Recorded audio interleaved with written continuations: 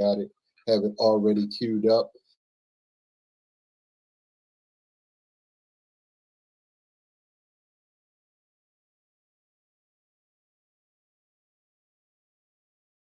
Nkozia.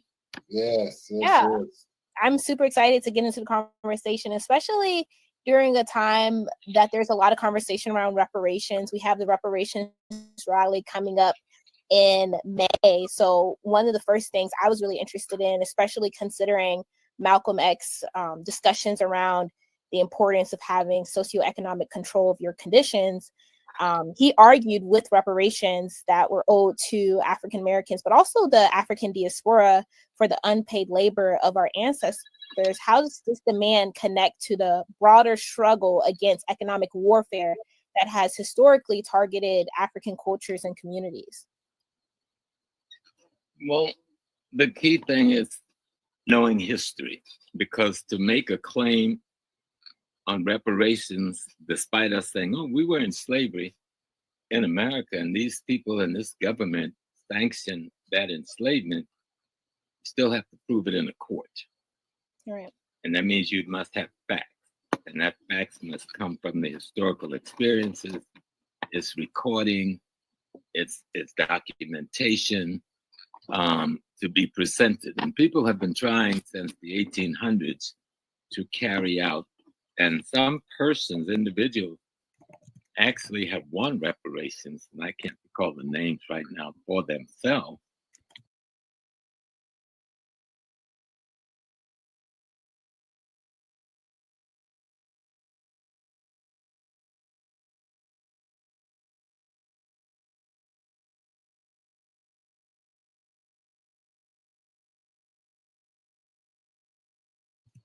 Back in the 1800s. And the fight for reparations in the 20th century and into the 21st century have been a major fights from the days of Marcus Garvey. And one of the leaders of that fight have been Queen Mother Moore, who was with Garvey and who continued the fight for reparations, actually leading the fight for reparations and helping to establish the organization in Cobra.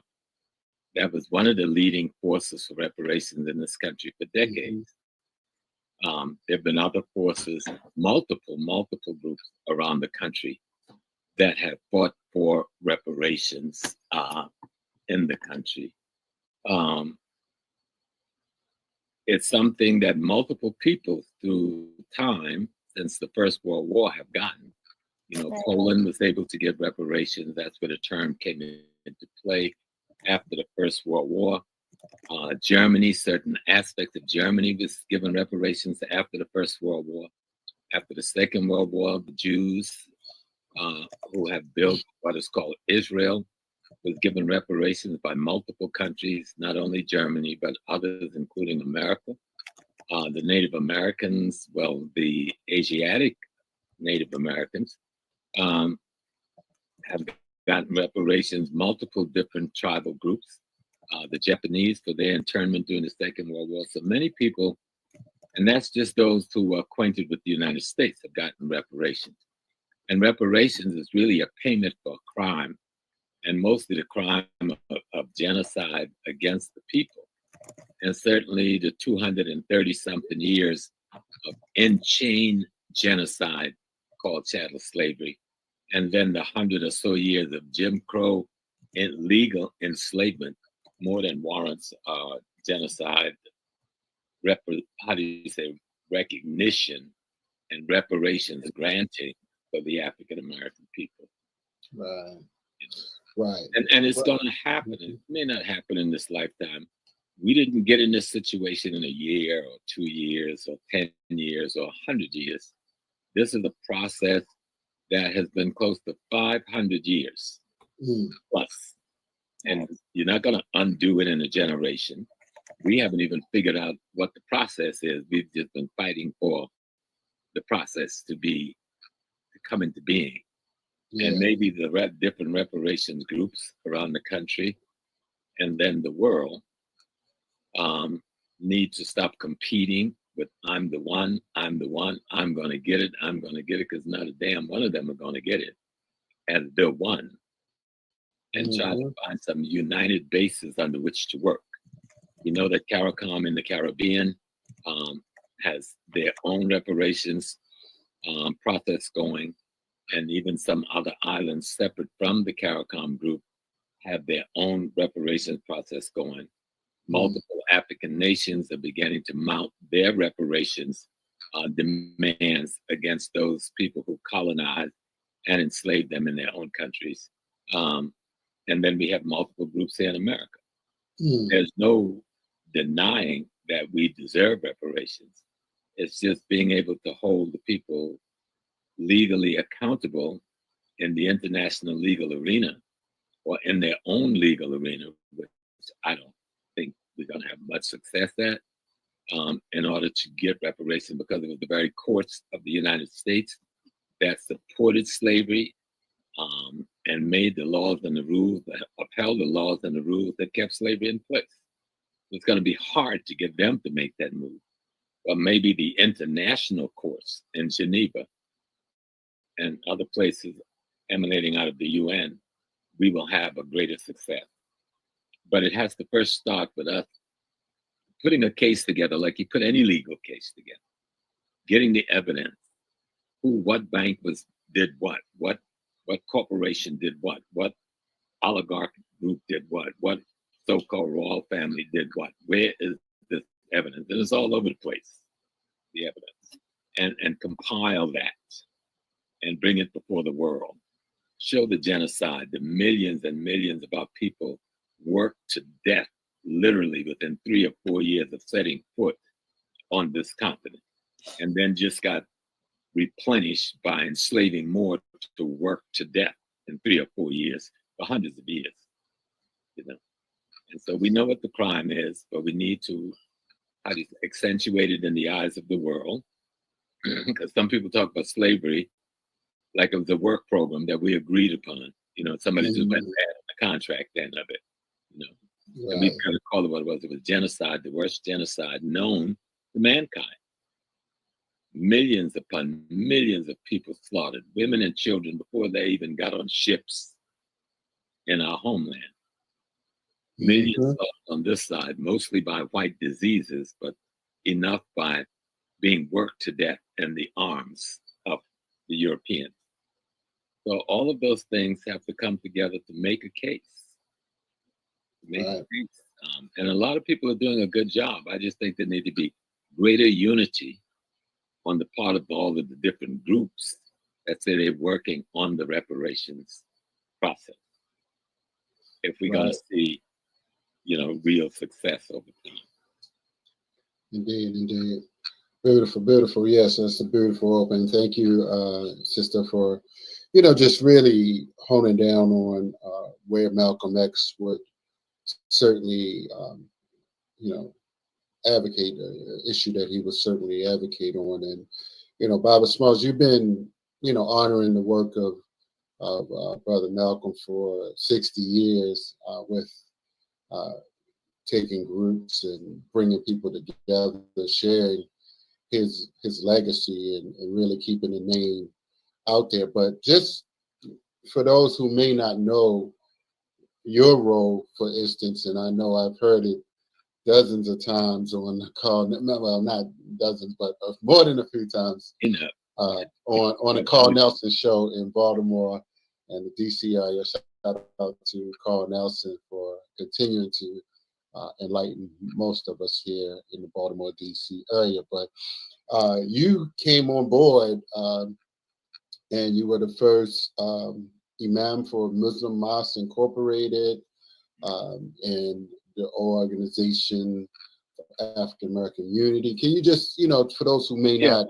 Let me just, because most people just know Professor Small. They don't really know what it is that caused me to be. But I met Malcolm back in '63, so neither of you were born yet. It was a short meeting, but it was an impacting meeting. That next year in '64, I went in the military. And in '65, while I was in France, actually trying to go to the meeting that my brother made me aware of, that Malcolm would be coming to speak, but he never showed up. And me and about 4 other guys. We didn't know why. We were 18, 19-year-old young people. And so when he didn't show, we went back to Cairns, where we were stationed at the time, and had fun, party, got some boats, some wine, did our thing.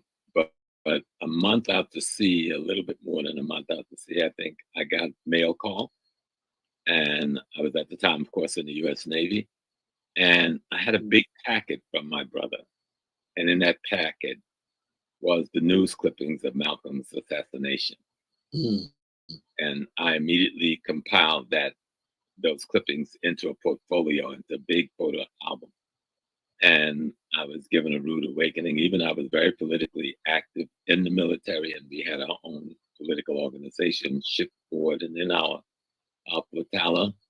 I wasn't at 19 as conscious as one would think. When they think of me now at 19, I was just a kid, really, learning how to move to be an adult. And I showed these photographs because my brother also sent me all of his clippings of the Kennedy assassination the year before I went in the military. And the Central Intelligence Division seized that material from me on shipboard.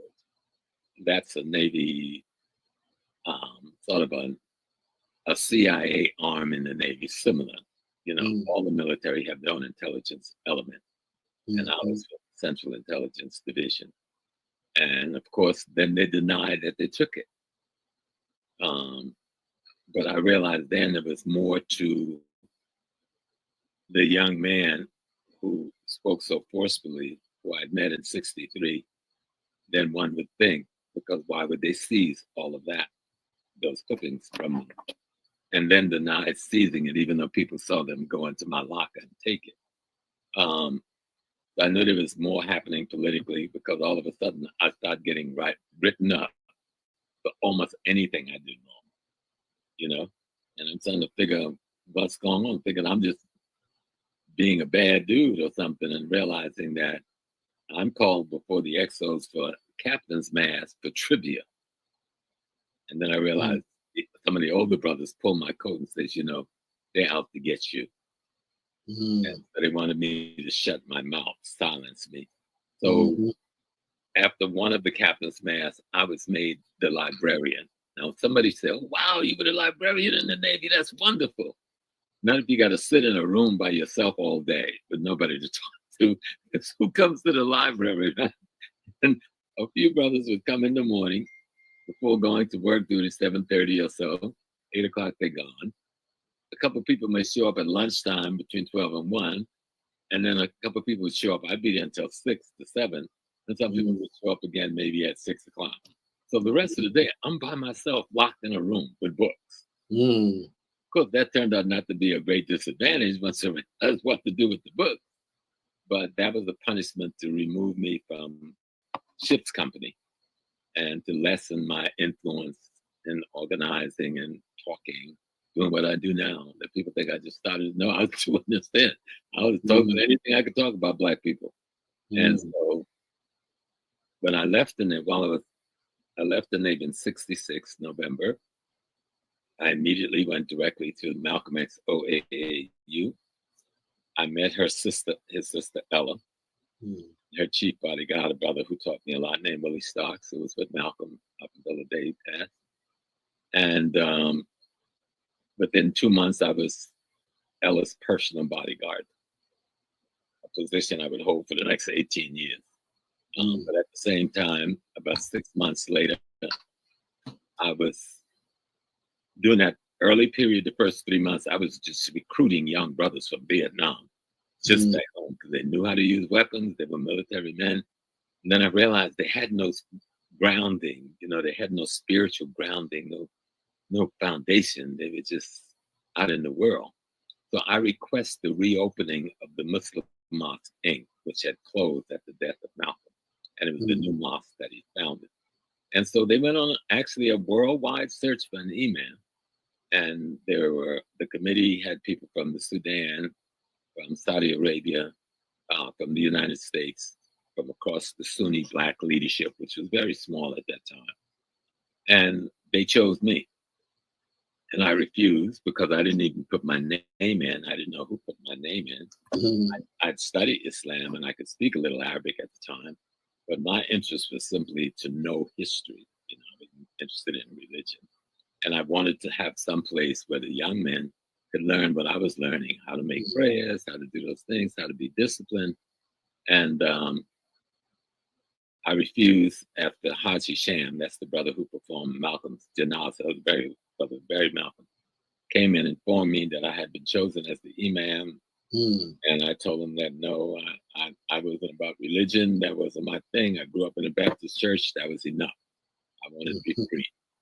And so for another week, they re-interviewed some people, interviewed others, and I was chosen again. So this time, Hisham asked me to walk around the block with him. Whenever one of your elders say, "Come, go walk around the block," don't do it. Right? Said, no, brother. The answer is no. But I walked around the block. Hisham convinced me to do it for 1 year, and I stayed in the position for 11 years. Right? So, and it was a good thing. I learned how to be an Islamic clergy. I went to Mecca on the Hajj. I was ordained in Mecca to teach Islam in the West. Very few people hold that title in the world, but I was given that title. I'm Al-Hajj Amin Shahid, a name I no longer use.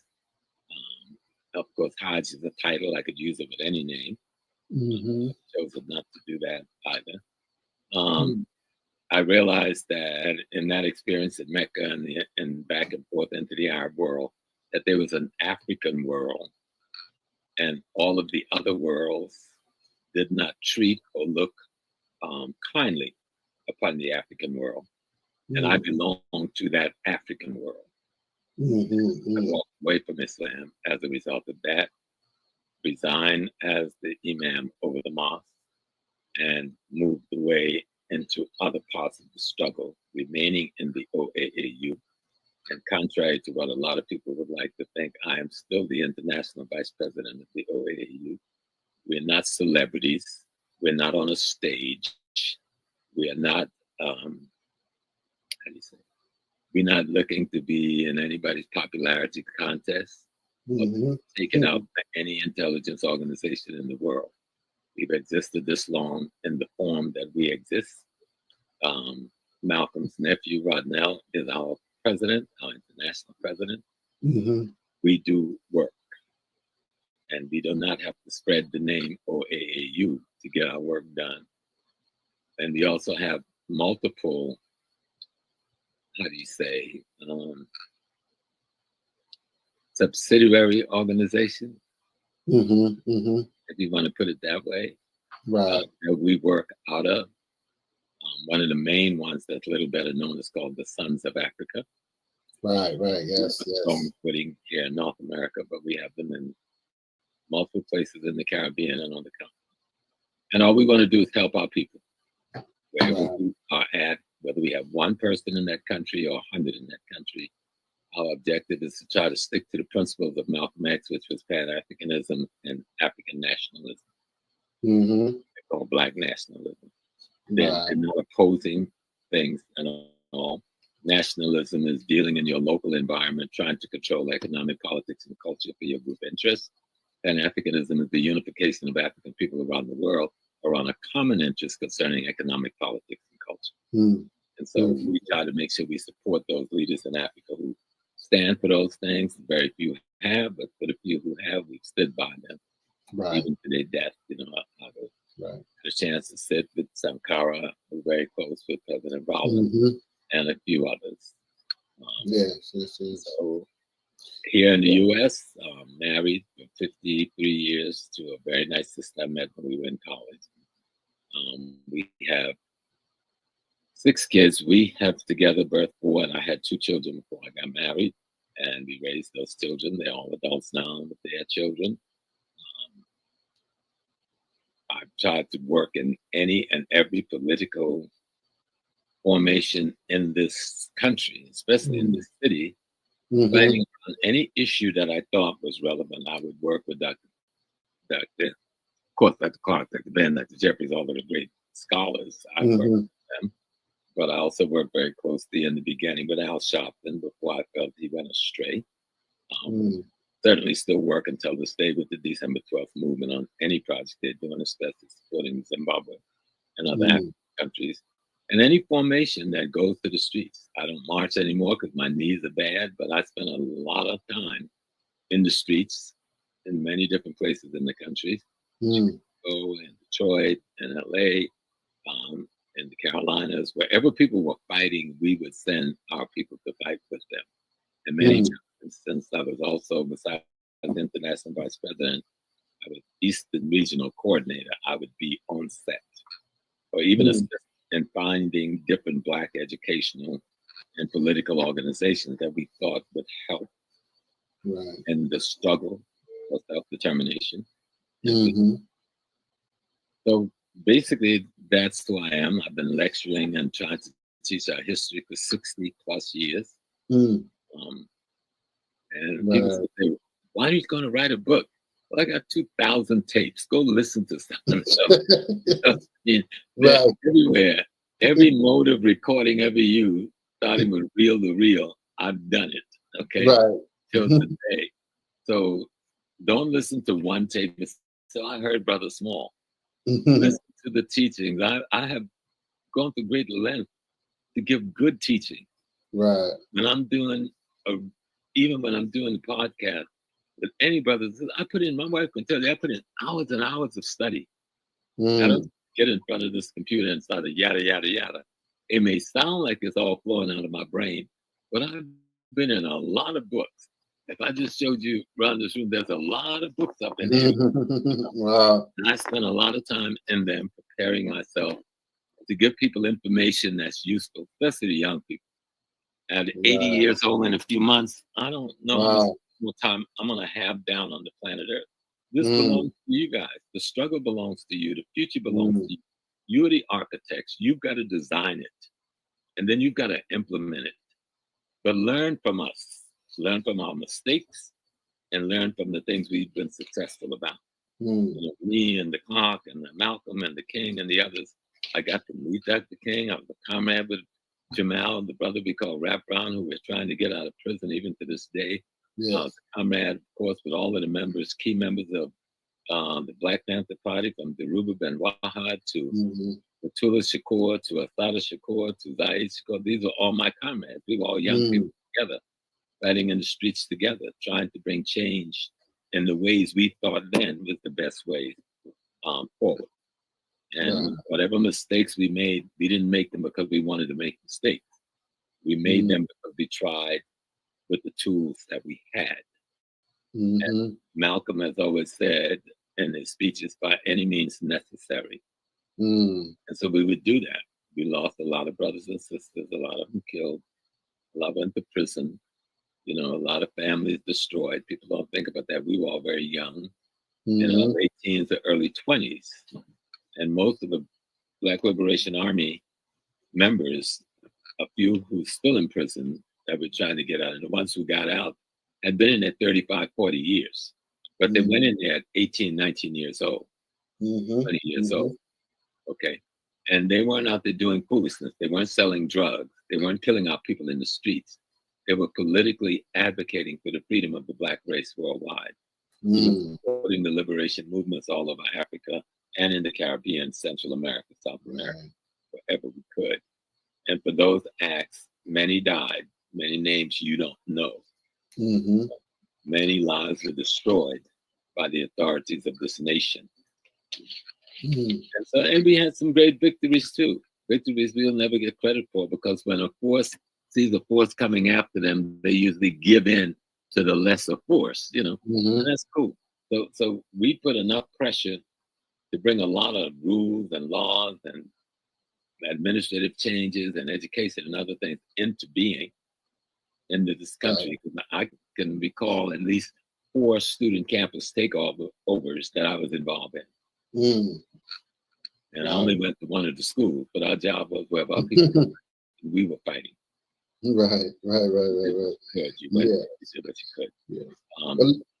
Well, let me take a second here and, you know, just mention for those and Sister Nkozia, you actually met up with Baba Smalls in Ghana, and I want to share a clip that he has that Sister Felicia sent for the Accra, Ghana, and Egypt tour. So that's going to be 2 weeks, and I got the flyer.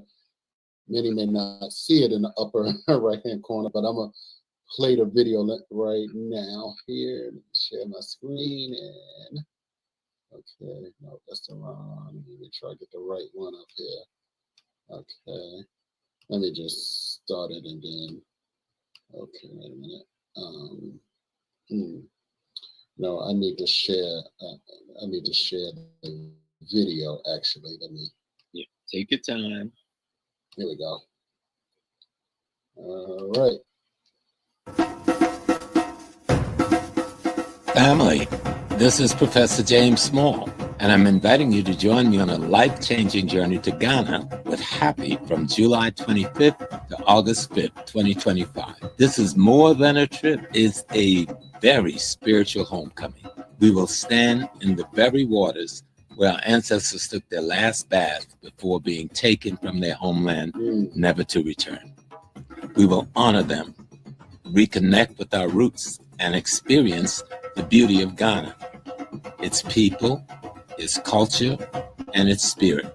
And most importantly, we will do this together, surrounded by like-minded brothers and sisters on this journey of remembrance and healing. The ancestors are calling. Will you answer? Visit akedtours.com and return home. All right.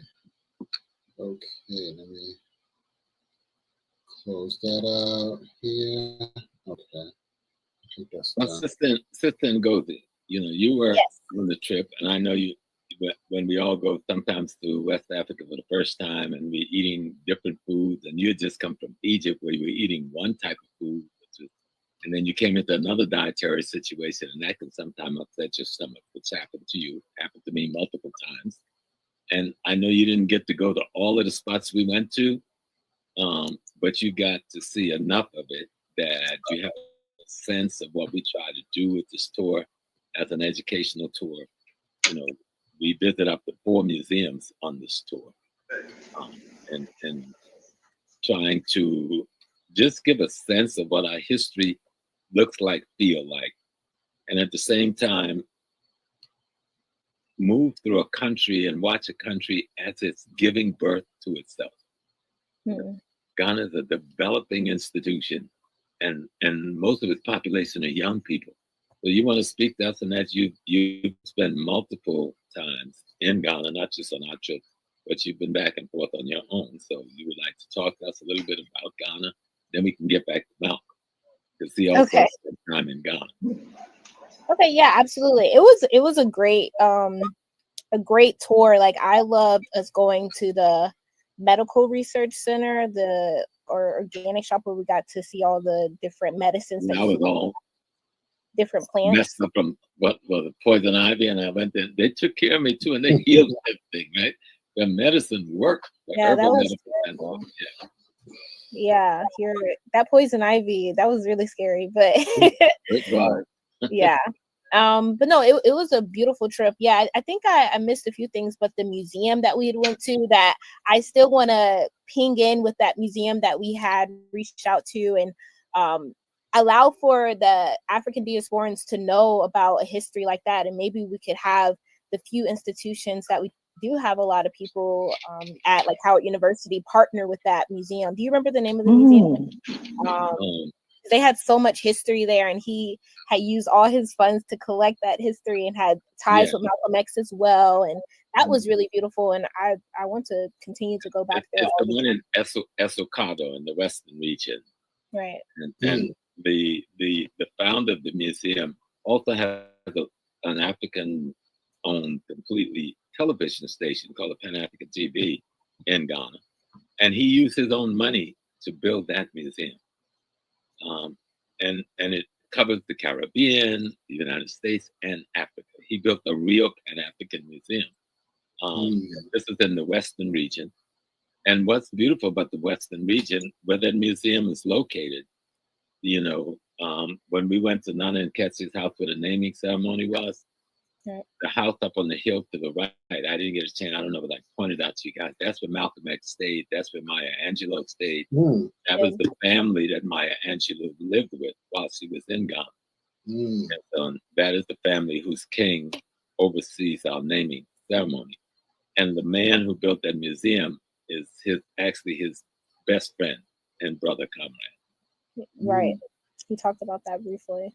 He was still choked up about what he had witnessed with Malcolm X as well. So yes, he really was. Beautiful, beautiful. Well, we also have. He stayed in Harlem for some time, and he attributes, because of his activism, he had to escape from America and go back to Ghana, never to return to America again. Wow. Beautiful, beautiful. Yes, well, we also have Sister Felicia is on here. Hi, Felicia. Peace to everybody. Peace and blessings. Good to hear you. I'm glad you're stationary, right? You got your good earphones on. I know I couldn't find my little ones, so I'm like, I feel like I'm like a DJ or something. Right. That's why I'm like, what's those what's those Dr. Dre things or whatever? Well, Felicia, did you meet Sister Nkozia? No, how you doing, Sister Nkozia? Who just returned from Ghana a few weeks ago. Oh, that's what I heard you. Yeah, I heard you talking, and I was getting excited. I can't wait to go. Like I literally cannot wait to go. It's gonna be a great trip. Yes. Yeah. So Felicia, if you want to go ahead and whatever you want to say, if you wanted to talk about the trip a little bit, any more details, if you want to add on. Yeah, you know what? Yeah, listen. I know Professor Small. He lays it down with all the historical information. I'm more like logistics, and I'm here to tell the family that if you were thinking about doing it, and he's like, "Oh, I don't know what." Listen, come right now, because a couple of things. One, this is the first time I'm ever traveling with Professor Small, and that right there is worth it to me. I've traveled with Dr. Jeffries and Fudishi, but first time I get to travel with Professor. And I've never been to Ghana. I've been to Egypt a bunch of times. I'm so looking forward to this Ghana trip. So it's like the best of both worlds to me right now.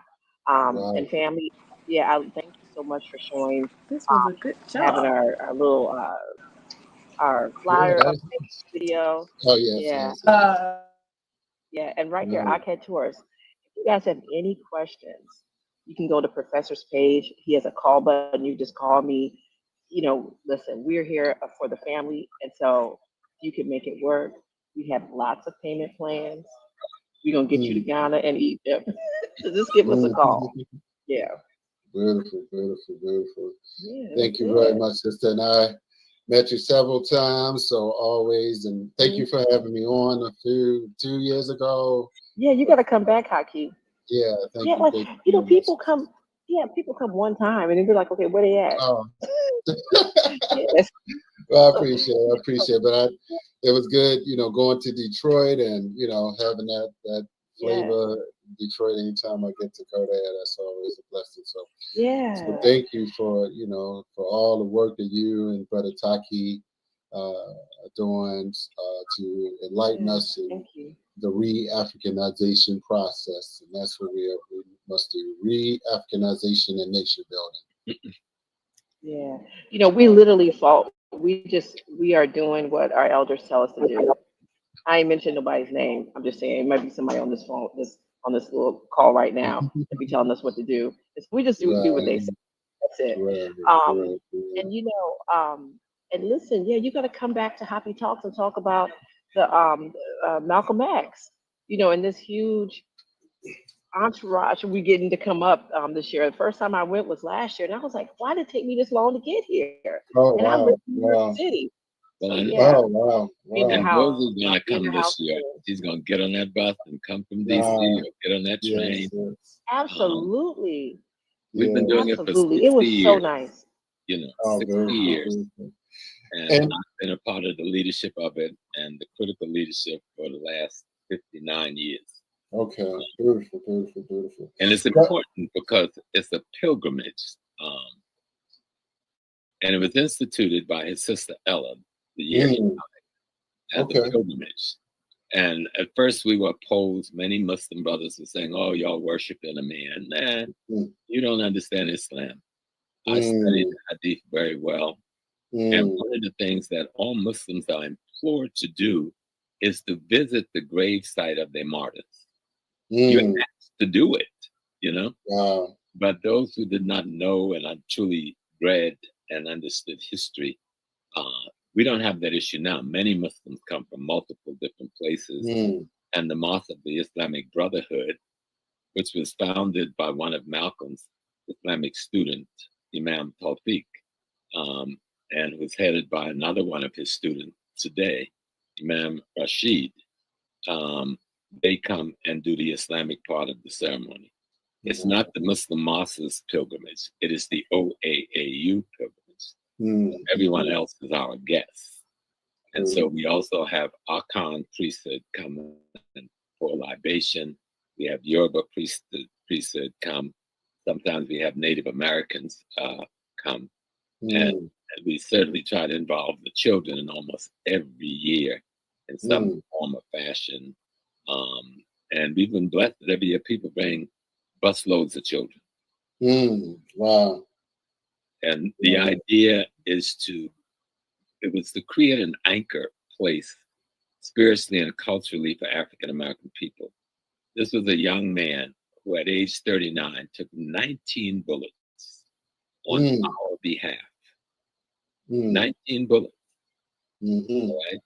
39 years old, one of the most brilliant minds ever produced in North America. mm, But he could have run away the night before. He could have gone into hiding. He knew somebody was trying to kill him. He knew the possibility of them getting away with it was very real. mm, And he knew there was a greater possibility of him being killed than it was his escaping. You know, he had a wife and how many children? 3 children at the time, and she was carrying 2 children in her stomach. And so when we think of Malcolm, think beyond just the man standing up there making very strong speeches, but think of this young brother, 30-something years old. All of my children are older than him, right? And to think of that beautiful family he had. And I got to know Sister Betty very well and move around with her and lectured with her. An extraordinary queen, extraordinary. People don't know enough about her, you know. But Malcolm X wasn't just a political figure. He is at the level of what other cultures call a prophet.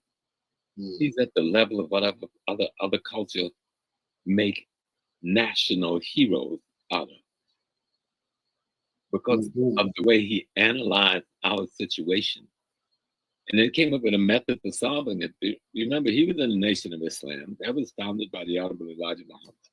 And the teaching methodology that he used and improvised on was started by the Honorable Elijah Muhammad. But no one improvised on it like Malcolm did. When he came, they had a couple of thousand people. When he died, they had hundreds of thousands of people, almost all of whom he recruited. When he came, they had less than a dozen mosques. When he died, they had more than 100 mosques. You know? And these young men were mostly out of the penitentiary system. He pulled off the streets who were alcoholics and crime, on drugs. And he came up with a method to use the mind and the knowledge of self and the knowledge of our ancestors to clean these people up and make them some of the most powerful men in America, black or white. And so we need to give them credit for that ability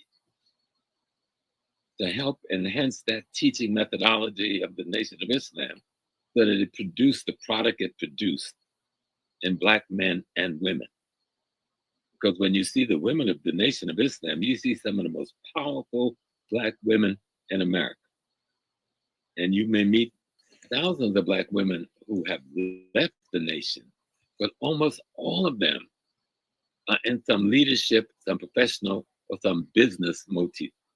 in the country, which tells you something about the teachings of the Nation of Islam, and especially those who came under the teachings of Malcolm X, of Hajj Malik al-Shabazz, Omar Wali. So we don't want to forget that part of his name. That was the last name he chose. So when we think of his 100th birthday, we have to think of Frederick Douglass, Martin Luther King, Medgar Evers, Martin Delaney, Harriet Tubman, Sojourner Truth, Ida B. Wells, people who gave their life for Black Americans, African Americans. And then we got people who are now confused and say, we ain't from Africa. So I got to sit some more of them down. And that's just the old self-hate. People just, every generation has found a way to manifest their self-hate based on ignorance, or to, they've come up now attacking the term Pan-Africanism. Pan-Africanism, Malcolm was a Pan-Africanist. Pan-Africanism is not an organization. It's not an ideology. It's just the concept of people uniting. Pan simply means unity. Other groups have used that word pan when they're trying to unite themselves. There's no group that is a Pan-Africanist group. People may say, I'm in a group and the group believe in Pan-Africanism. But Pan-Africanism don't have an ideology besides we must unite. You can be a Muslim, you can be a Christian, you could be a Hebrew Israelite, you could be a Moor. You can still come together as a Pan-Africanist. You can be in the Caribbean, you can be in the United States, the UK, or on the continent. Pan-Africanism means we can all unite from where we at around the common interests of our people, around a common political interest, a common economic interest, which we all will establish. But when people have been made afraid to fight people, that's what it comes down to. Right now, we have a government that's run by the bottom of the cracker barrel. The poorest whites in this country have finally got power. They have never had power before. You had the oligarch had the power. The wealthy whites had the power. Now you have the poorest of the poor have the power. And they're the most misinformed people on the planet Earth. Especially about race issues, about their own history, and about us. And so, go ahead and go. Well, I just had one statement. Today, I've been trying to wrap my brain around Elon Musk selling Twitter X to his AI company and getting $33 billion, and his history of the apartheid, his family history of the apartheid, racism, colonialism, and eugenics. But I did have a question in light of Malcolm X's advocacy for Black land, for Black liberation. How can preserving African cultural practices in the United States serve as a foundation for economic empowerment? You spoke a little bit about it, but I wanted to hear more of an expansive view, because it seems like there's becoming a solidification of brainwashing in this new generation.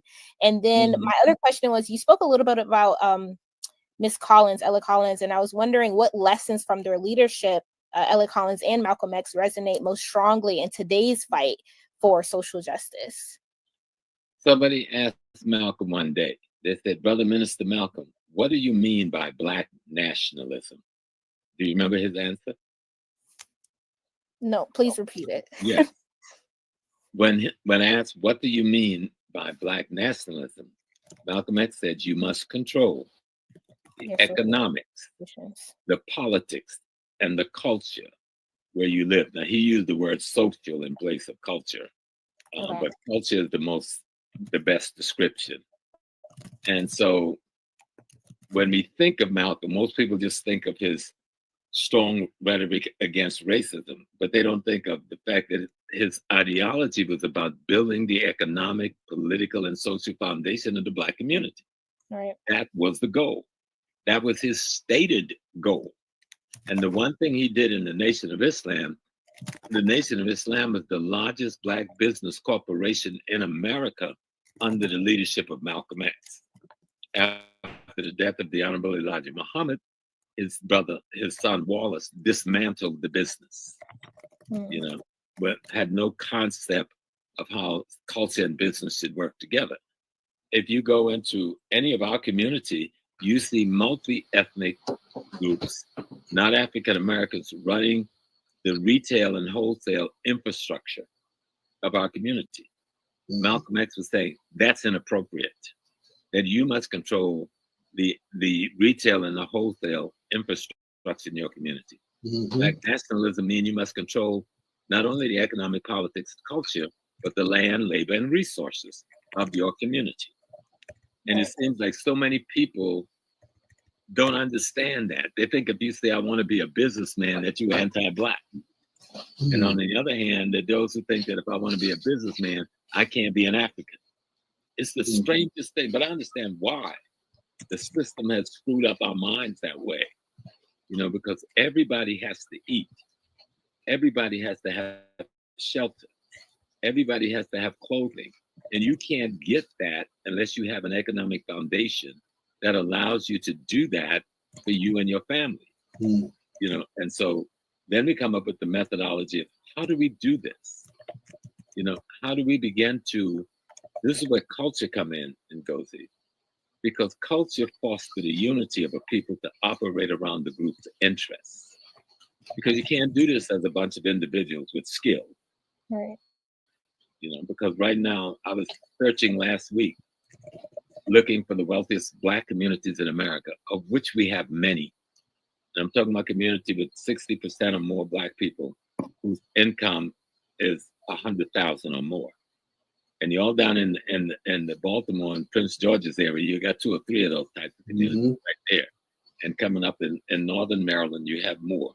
You have them in North Carolina. You have 2 or 3 in LA. You've got them here in New York. You got them out here on Long Island. You've got them up in Boston. We're talking about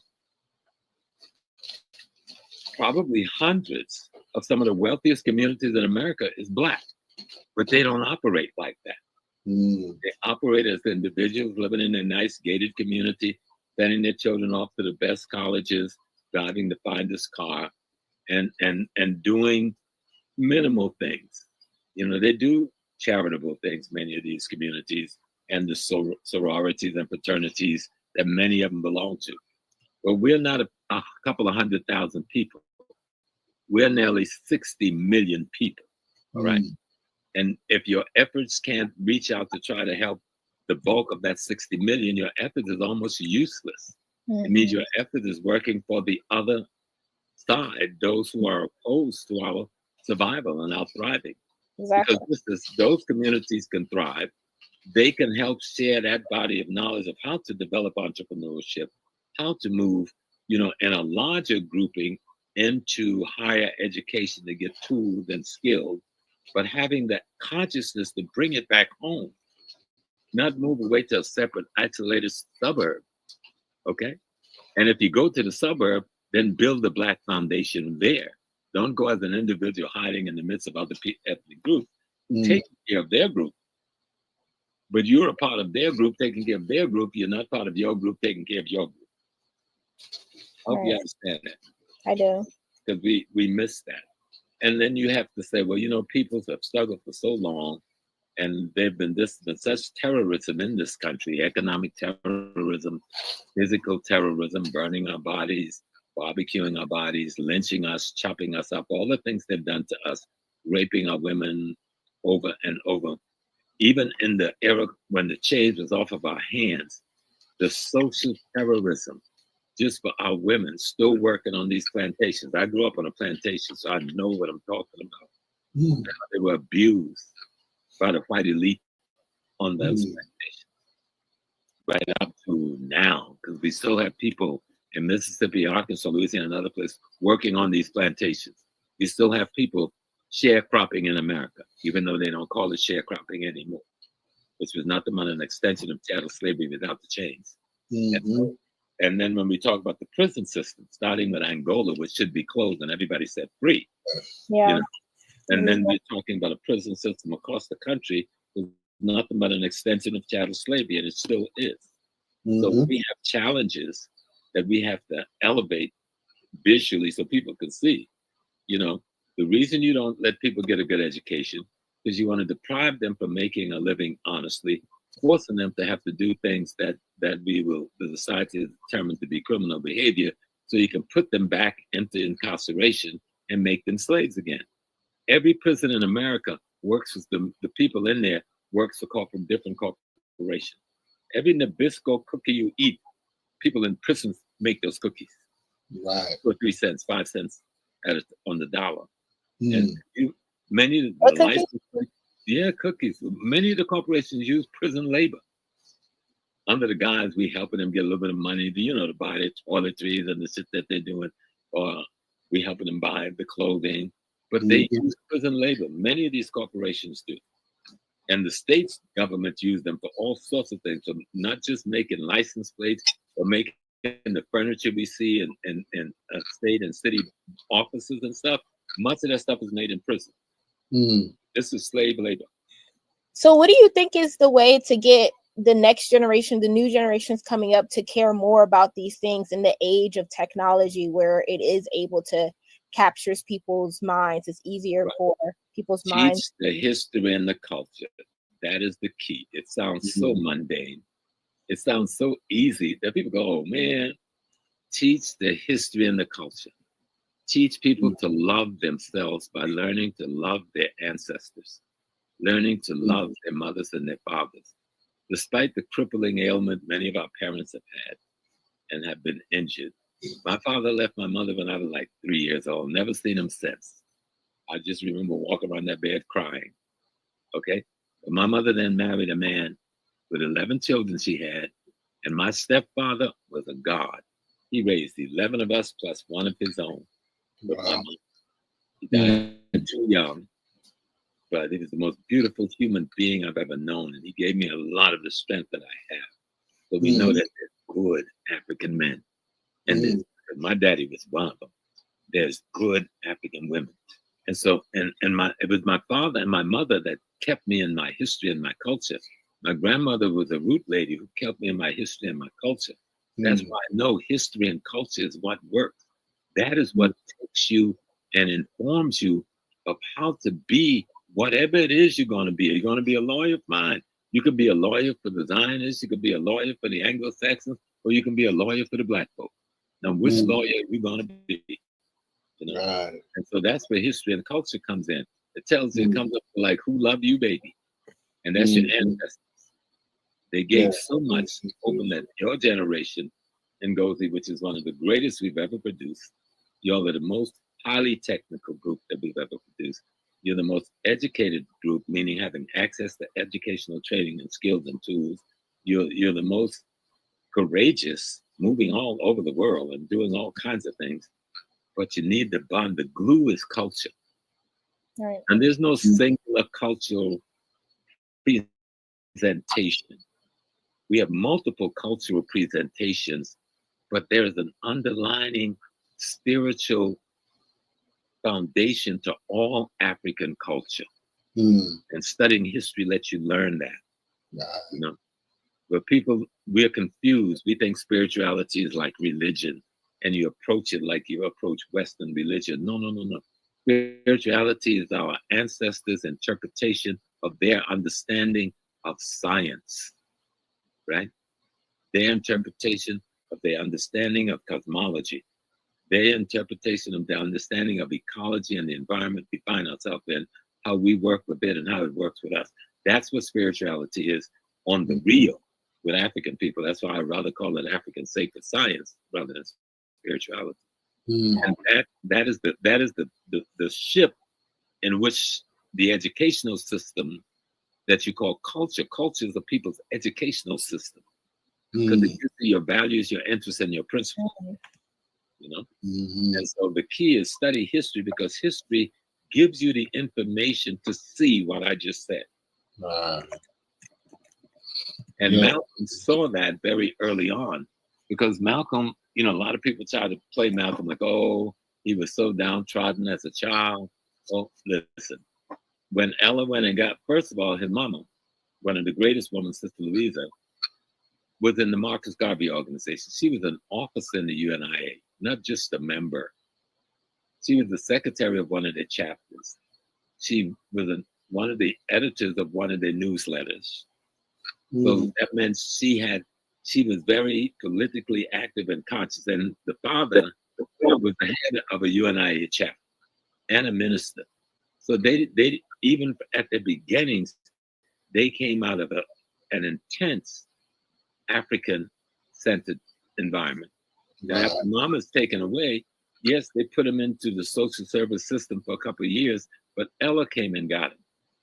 Right. And Mm. most people don't know Miss Ella Collins. You know, Miss Ella Collins became my mother. I lived in her house for 18 years. I drove everywhere she went. I ran all the bank accounts and everything else. I was the other son. Because when I first went to Ella's house, I slept in Malcolm's room. I wore Malcolm's pajamas. I read the books that Malcolm left all of the notes and all of that stuff. Until one day I just went upstairs with Sister Stella. I don't want to be Malcolm X. I want to be James Small. I don't know if I'll learn about Malcolm, but I don't want to be Malcolm. So he used to fix me Malcolm's favorite breakfast, Malcolm's favorite desserts. And we were good friends and like mother and son. So, and there was one other brother who you don't know, Rodnell Perkins Collins. That's her son. You know, but there was two other ladies in the family. One graduated from Spelman, Aunt Gracie, Aunt Sarah, I'm sorry, and then Aunt Gracie. And those three women, along with Ella's husband, helped groom the man you know as Malcolm X, not the Nation of Islam. The Nation of Islam gave him a place to manifest that. But he came from this foundation where his great-grandfather had been murdered for killing the white folks who raped and lynched his wife. He came from the struggle and this knowledge of self. Wow. You know? And from a family that was conscious. Ella was one of the wealthier Black people in Boston. You know, she was no joke. Yes. Well, let me hop in there. You know, just some key points. And first, and just to add, Brother Dr. Kafani and Sister Nkozia, I went to Jersey where Professor Smalls. I'm not sure if you spoke earlier in the day, Baba, but there was the. No, I was just visiting for once. Okay. I was happy just to come and learn. Yeah, right. No, absolutely. Yeah. Yeah, this was the 7th year for the African Spirituality Conference at Essex College, and I actually went there. You know, the past couple of years I've gone, but when I went back, it was I recall I was like, I came here for an ASCAC conference like maybe 10 years ago. It's been it's been a while since I went there, but I recall. So they've been going strong, and he's always, my understanding, he comes to the Malcolm X and bring a group or something. Yeah, he brings 2 buses every year, Dr. Kafani. Right. But I've had people reach out from the Virgin Islands, and somebody reached out from the UK just today. So I'm, really confident, and I would be remiss if I didn't mention Elder Babatunde, who is from Baltimore, who actually has done this tour to come up and, for some years. Many years. Okay. Close to 20, if I'm not mistaken, maybe more. But I did come once or twice, I recall. So, So the key when we think of a Malcolm, think of the political environment that he was trying to organize in.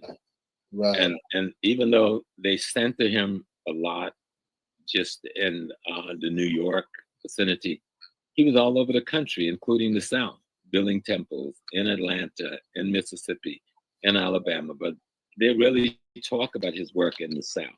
He was in the West Coast, in Los Angeles, he's in Washington State, he's in Michigan, he's in Chicago, building different organizations and bringing brothers and sisters together.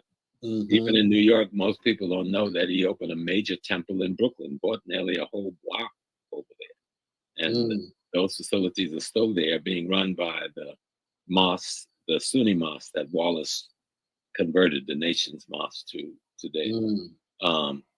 He was a good organizer and a good teacher. He could persuade you were walking in the desert when you were swimming in the middle of the Atlantic Ocean. He was that good, right? And so he understood that it all had to do with economic, politics, and culture, because everywhere he built a temple, he built a business. It was either a bakery business or they did strategic thing, hardware businesses, clothing businesses, shoe repair businesses, barbershops. Those, wherever there was a temple, those type of businesses came up around them. So they never separated their spiritual development from their economic development. I think one of the weaknesses were they did not get involved in local politics. And I think there should have been a greater involvement in electoral politics. We live in America. The reality is, if you don't elect that person to office to represent you, your enemies will. Okay? And if you want to make sure the person, whether blackface or not, is representing you in your capital city or in your city council or in the national government, then you've got to be involved in the politics at that level. Now, Malcolm did see that, and he did work with that level, but that was not the aim of the organization, which was part of the problem between him and much of the leadership in Chicago. They wanted to be a theocracy, and Malcolm wanted it to be more of a political, social advocacy. And those two things conflicted. But some people saying, listen, we're a church, we're temples. We're doing a religious thing, not that political stuff. That political thing will bring heat on us. So Malcolm wanted to do the political thing as well as the spiritual thing. And that's where the conflict came between him and the leadership in the nation, not the things they said he said about the messenger. That happened a week before he died. What he got pushed out had nothing to do with that. It had to do with his becoming too political for those who thought that they were trying to build a religious movement. And they felt was taking the religious movement into a religious political movement. And that caused great conflict. And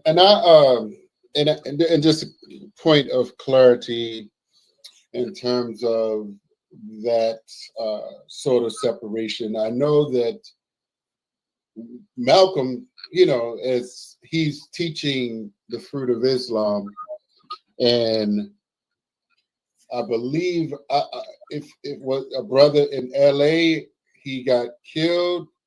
If you and Malcolm went to LA, and he was like ready to do something, and he got told to stand down. Yes, right. That's the word, stand down.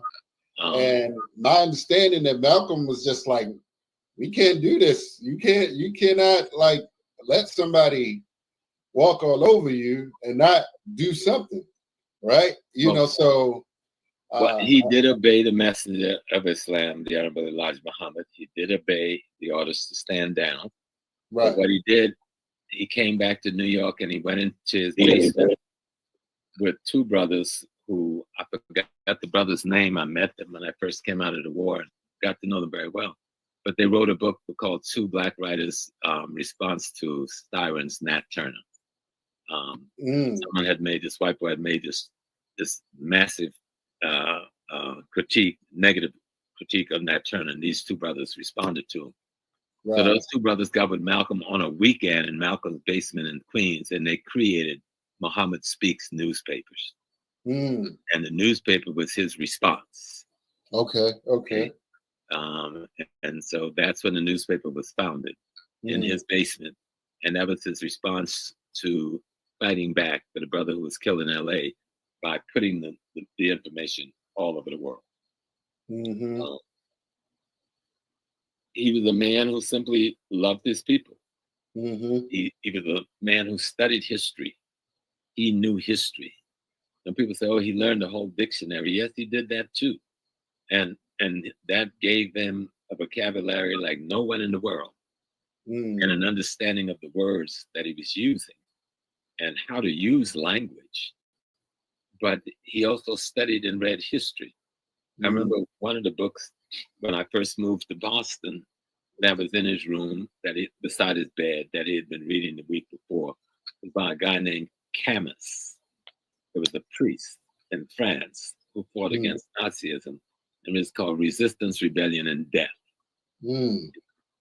And to learn, and so when I think of Camus as being a Catholic priest and Malcolm as being a Muslim clergy, and resisting the same kind of tyranny that Camus was faced with at the beginning of the Nazi episode in Europe, the book made sense why he read that particular book on resistance, rebellion, and death. Mm. And so I read the book. Malcolm was reading the book. Mm-hmm. Most people don't even know what my relationship to that family is or was. I mean, I was on the phone with Roddy today for the work we want to do this 19th in Boston, at the park that is now dedicated to Malcolm, at the mosque that we had dedicated to Malcolm, at the house that we've been made a national landmark.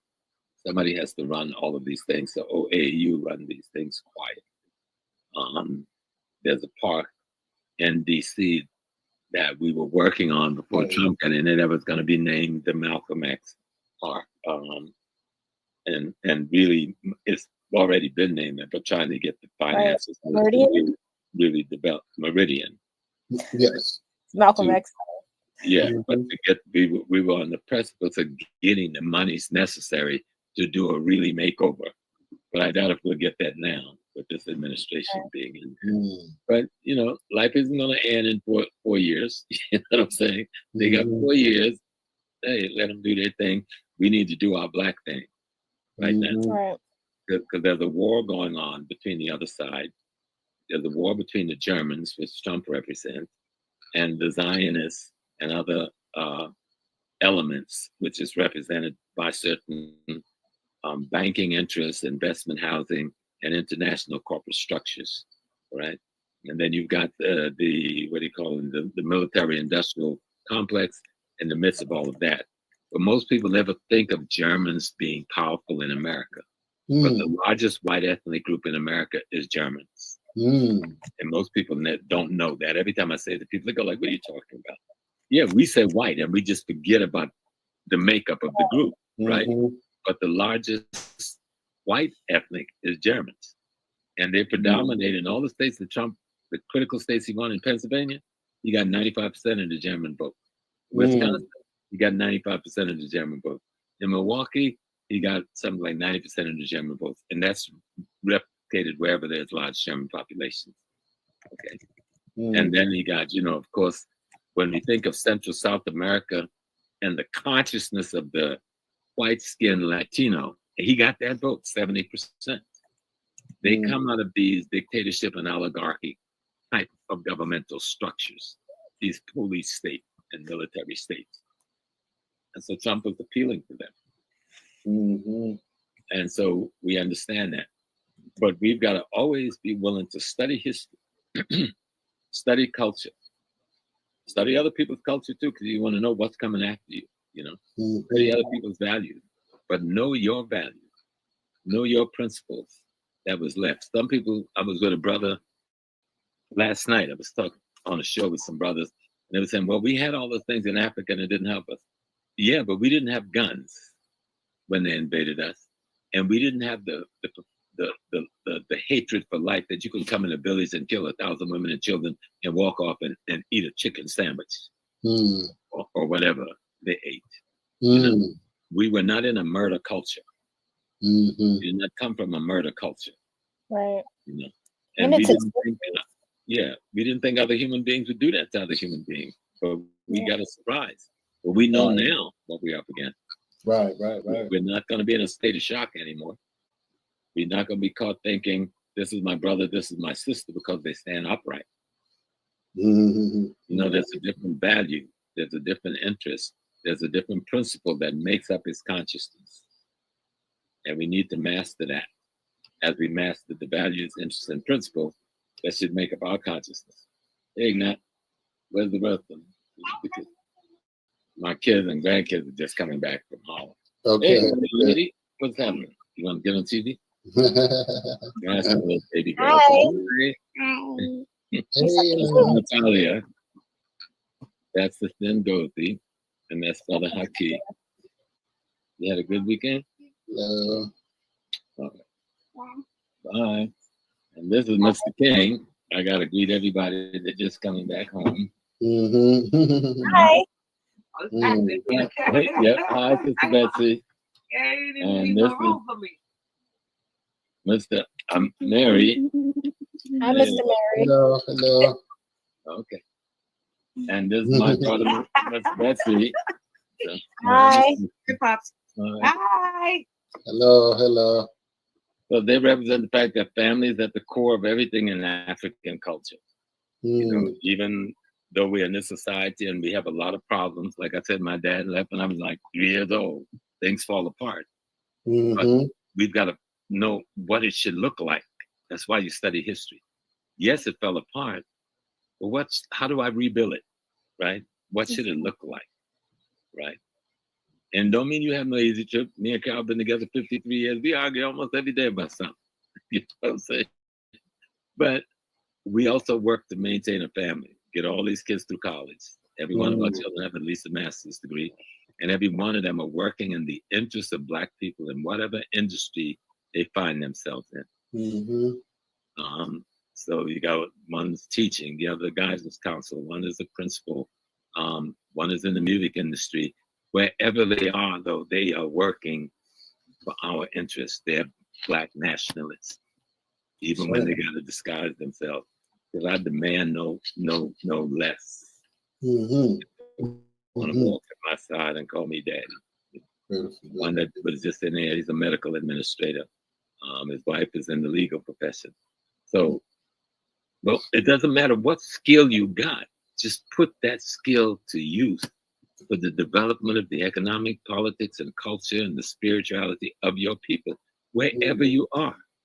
And that may manifest itself differently. Everybody can't always wear traditional clothing, because of the environment we're working in. But you can have a traditional mind. Yes. You know what I'm saying? No matter what work you do. You and I we've got a common background. We were in the military.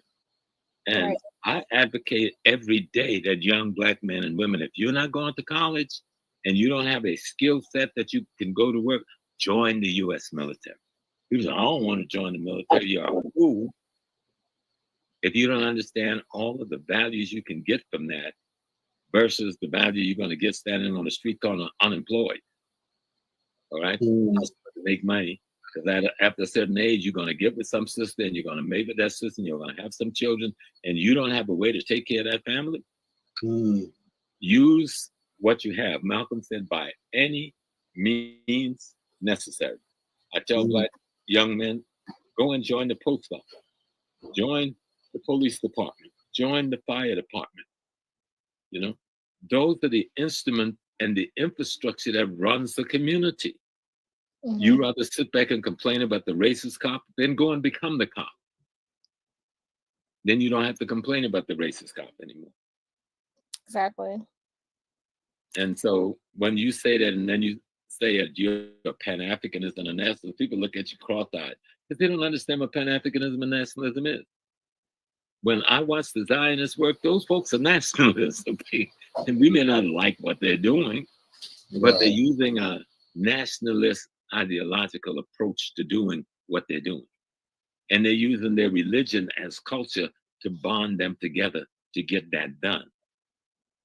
And we have to learn to do that. That's one of the things Malcolm taught us. He went all over Africa. He didn't just travel to the Muslim parts of Africa. He traveled to Ghana. He traveled to Nigeria. He traveled to Gambia. He traveled to Tanzania. He went looking to see how can we build a relationship with these people who we haven't seen for 500 years, whose culture we no longer know, whose language we no longer speak. We know we belong to the same race. But how do we build this relationship? And he figured it out. And for that, they killed him. He had some young brothers in Tanzania, and they figured we're going to take this thing before the United Nations. What's the brother's name? You said Tanzania or Kenya? Kenya. I don't know. I keep saying Tanzania. In Kenya. You mean the one that they killed him on the same day they killed Malcolm? Pika Botu? Let me see. Not Pico. I don't know, brother Pico. Is it Naire? No, No.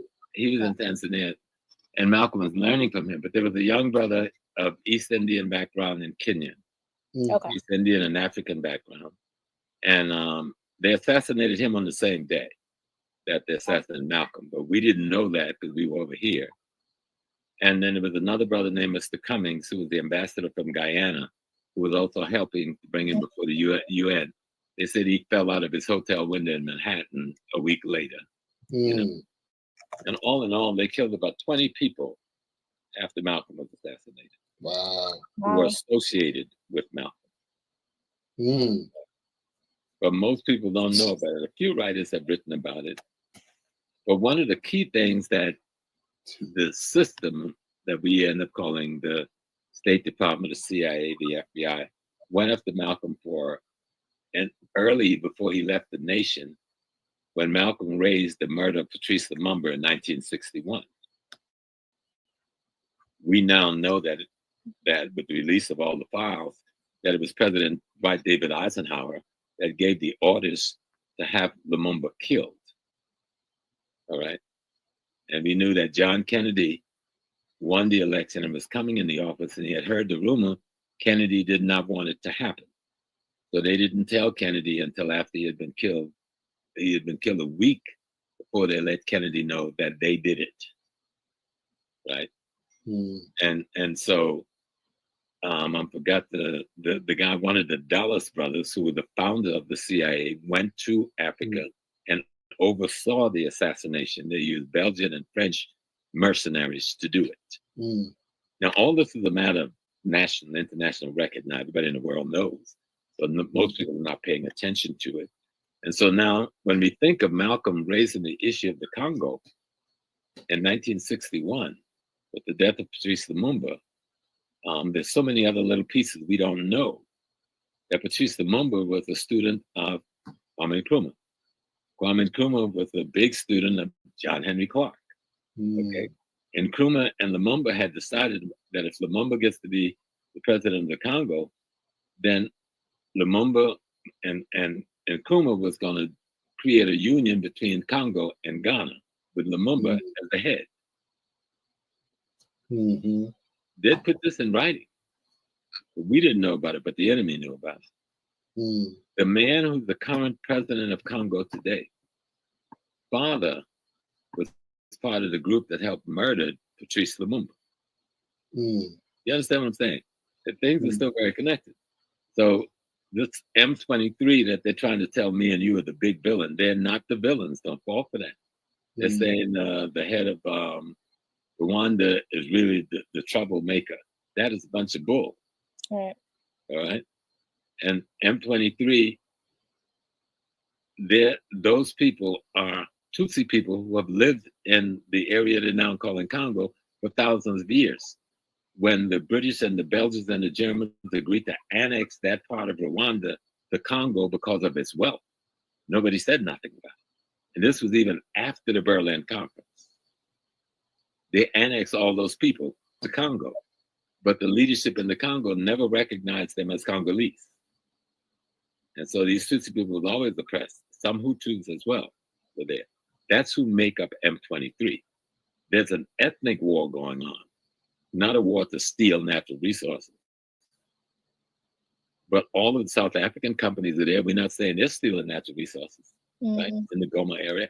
All of the American companies are there. All of the Canadian companies, the French, the British. We're not accusing them of anything.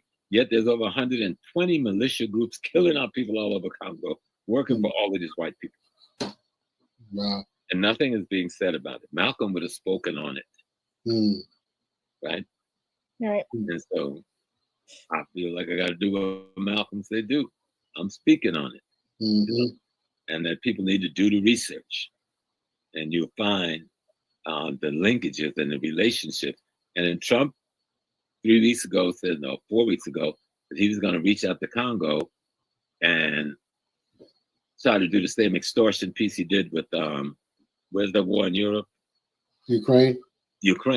They said, we'll come and help you get some peace, but you got to sign over your mineral rights to it. That's called extortion. Just straight up extortion. And so he's trying to do the same thing in the Congo with that bomb that's a leader He's saying he's going in and acquire contracts for the mineral rights, and then he'll bring the American army in and deal with M23. Let them go in there. They won't come back out walking. This is not going to be Afghanistan.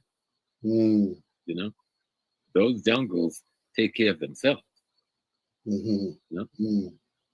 And so we need to study what's going on in Africa.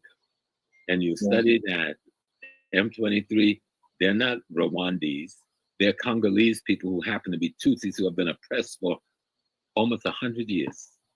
Okay? And they're fighting for their freedom and their self-determination.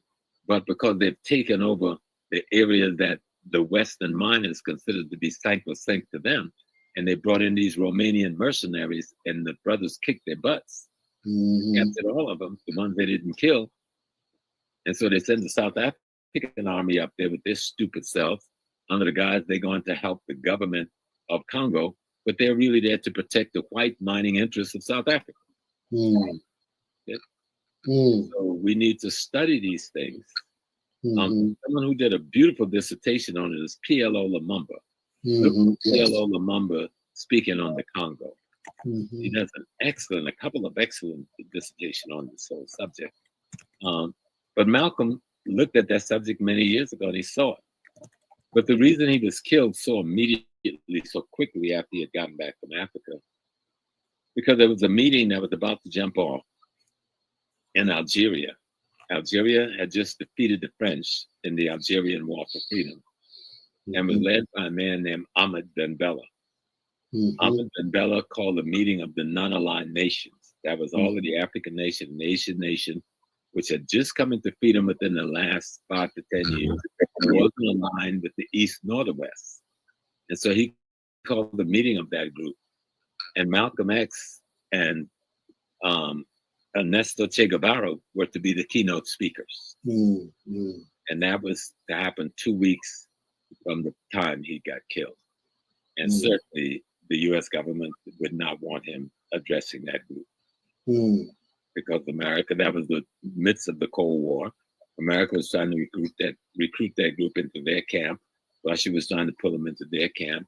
Mao was trying to pull them into the Chinese camp. Malcolm would have messed up the American chances altogether. And so they couldn't allow him to make that speech. So even a few weeks before he died, they came and offered him money, and Malcolm turned them down. That was the coup de grace. They knew they couldn't frighten him. And now they knew that even though they had tried before, now they'd come with big money. And he turned down their big money. And so J. Edgar Hoover gave the word, do something about him. What do you think that means when the head of FBI tell you to do something about a black man that they consider to be politically dangerous? Plausible. Do something about them. 2 weeks later, he was dead. Plausible deniability, right? Yeah.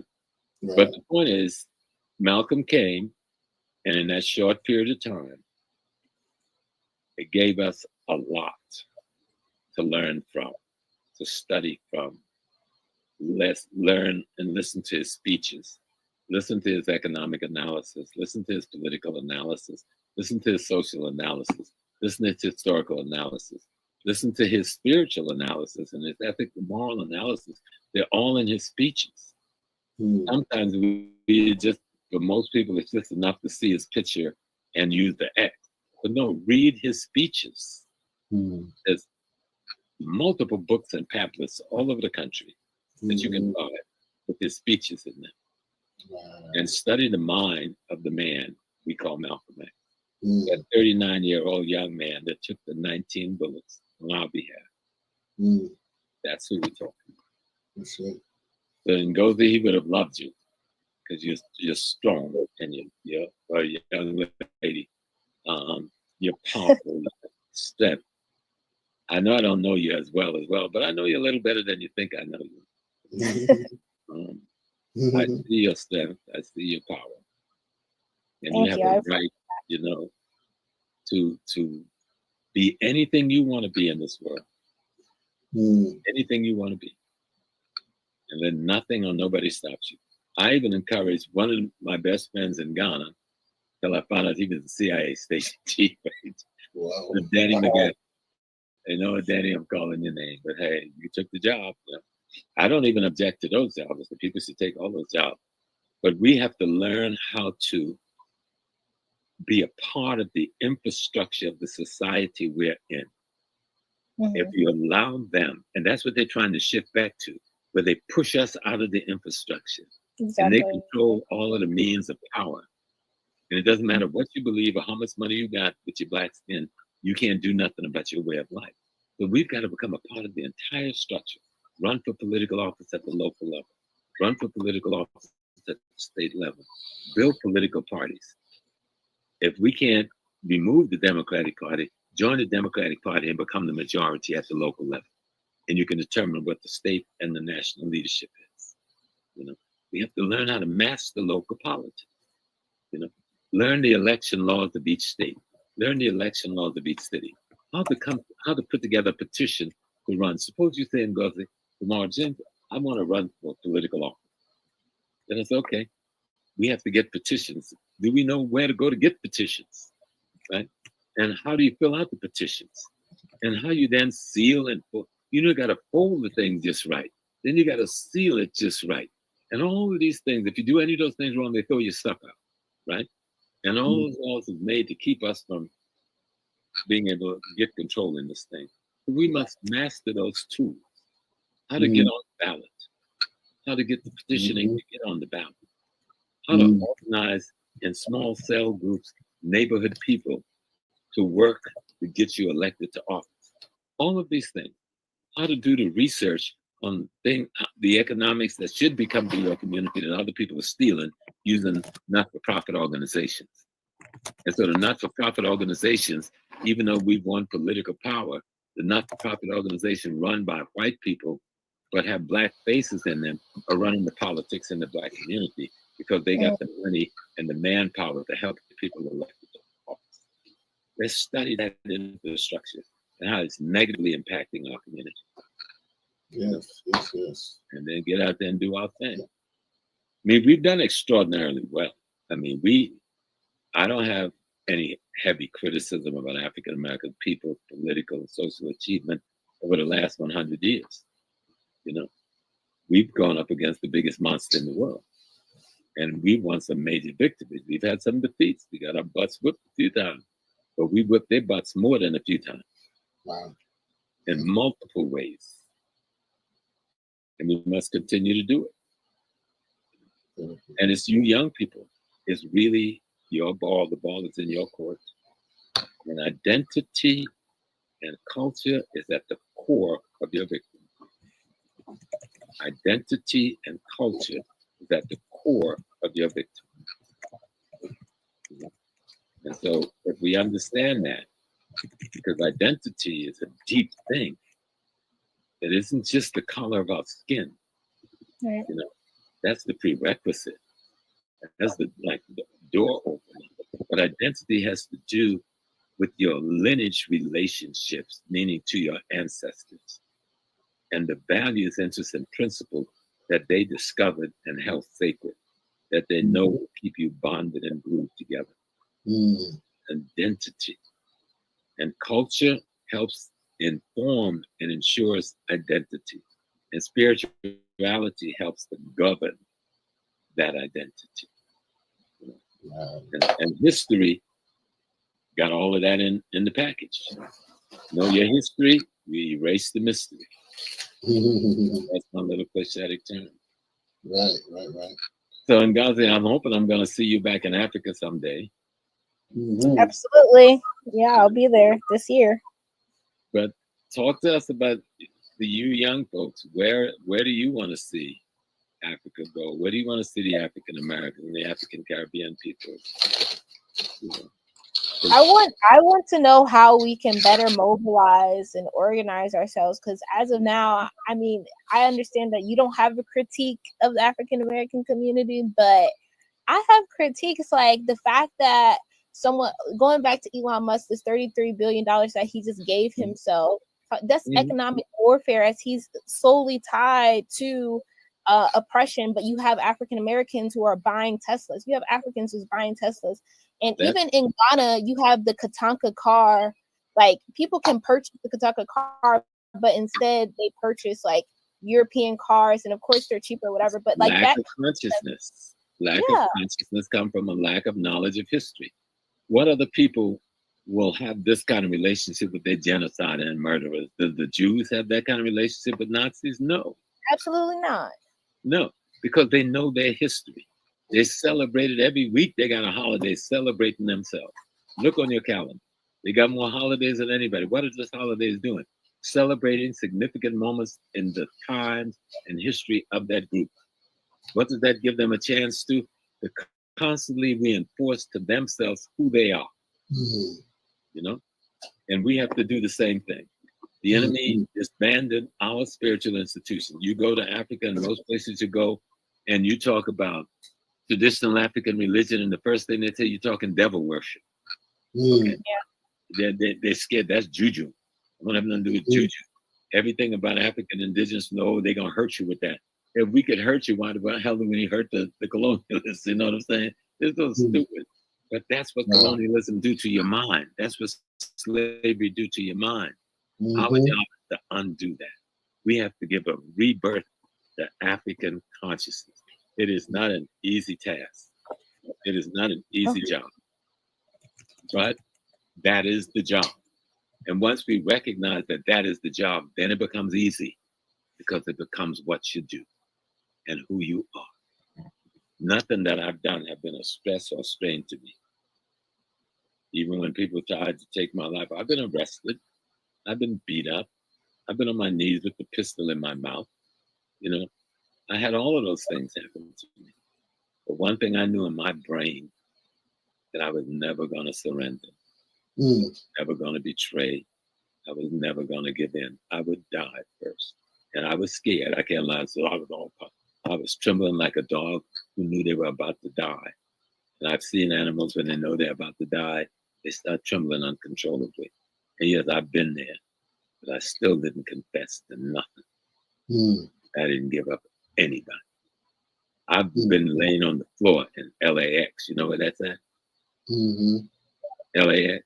A shotgun in my hand, on my belly, and a 45 at my side, and a box of ammunition on the other side, with my comrades, with LAPD is coming towards us. When the FBI interceded, that close to massive destruction. We would have taken some of them down too. All of my comrades who was with me that day have been killed since. But it's always been freedom or death. That's what Dessalines told us in Haiti, and Malcolm lived according to the freedom of death. He said the secret to life was to have no fear. When you do have fear, just remember that fear is there to inform you to be cautious. It's a barometer to caution, not a paralysis of giving up. That's true. Beautiful. So, Malcolm X, yeah, brother, you're going to be 100 years old. You are alive and well. Your teaching is still informing the world. Your image is still informing the world. The strength that you showed and stood up is still being admired by our youth. And I just tell them, don't be afraid. The tool, the sword, the weapon that you have in your hand is your history. Use it, and you'll see how powerful it is. Because in that history is your culture. In that history is your emotions. In that history is your love. Because those who loved and sacrificed for you, they are talking to you. That history will inform and instruct you how to return to your culture, how to return to your sacred science, so you can restore your African consciousness. And then you know what to do with your money. Last year we met 1.6 trillion we spent with our enemy mostly. 1.6 trillion, there shouldn't be an unemployed black person in America. With 1.6 trillion, we should own how many mines in Africa? All right? Build how many hospitals? Construct how many freeways? But if you misuse it because you don't have a mind of your own, you have a sick, warped mind of your enemy. Dr. Noble says we suffer from a shattered consciousness and a broken black identity. A shattered consciousness and a broken black identity. And he said one of the reasons we suffer from that is because we have been infected. We've been infected by a European mimetic ideology.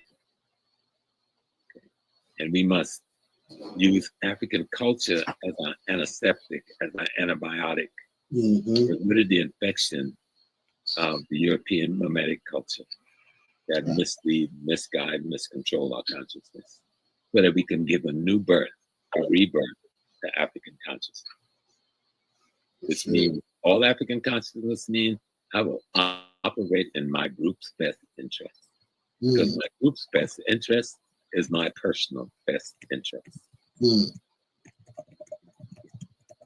you don't have to wear that shiki to do that. You can run around in the nude if you wanted to. You can be in your bathing suit. You can have on your three-piece suit. I mean, sometimes you see me, I got on a tuxedo and I'm, bow tie, and I'm hanging out downtown, raising money to feed poor black people in there. That's what it takes. Right. That's what it takes.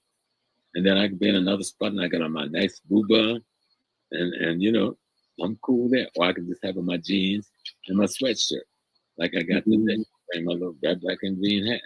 Or I can take it off and show my bald head. But at the end of the day, it's who is inside of this bald head that is significant and important. And who's in there is my ancestors. Because I'm them going forward. No longer here, you, Nkozia, is me and all of them going forward. You should inherit us, but you got to know us to inherit us. That means you got to study the history to get to know us. I'm studying, yes, sir. Right. I'm proud of you. Very, like I said, you're a powerful young spirit. Powerful young spirit. Yes. Thank you. So I definitely appreciate this. I'm not sure how much time you both have. I just wanted to be considerate. Certainly, we appreciate. We can go until 10. Oh, okay. You good, Nkos? Yeah, I'm good. Okay. Great. Yeah. Look, let's talk a little about the Queen. We talk about Malcolm, but on top of his body is buried the Queen, Sister Dr. Betty Shabazz. And she was an most extraordinary woman, and she kept the fight to keep her husband's name alive and his teaching alive. Like, as we approached May, she would travel all around, even though she was a doctor person and taught at Medgar Evers, was an administrator at Medgar Evers College in the City University of New York. She would take time off and travel all around this country, especially to the schools that was named after Malcolm, and raise funds all through the year for those schools and for those children. And she would always stop at the last. She would be in Detroit, then she would come to Newark, New Jersey, where she would land on the 18th, and on the 19th, she would always come to Harlem and do a rally, which I would be a part of at the church where Malcolm was buried. Because, no one else would take the body. And this man named Bishop Charles had a church on 147th Street and Amsterdam Avenue that I would let the funeral be done at my church. Because no one else wanted to take the body. They were so afraid. Oh. And so we'd go to that church every year. The church has since moved. The bishop had passed away. But we would help raise funds for the school. They also had a school there. And so she did that kind of work. Anywhere somebody was fighting for justice in the street, she was there. She was very close to Sister Merle Evans.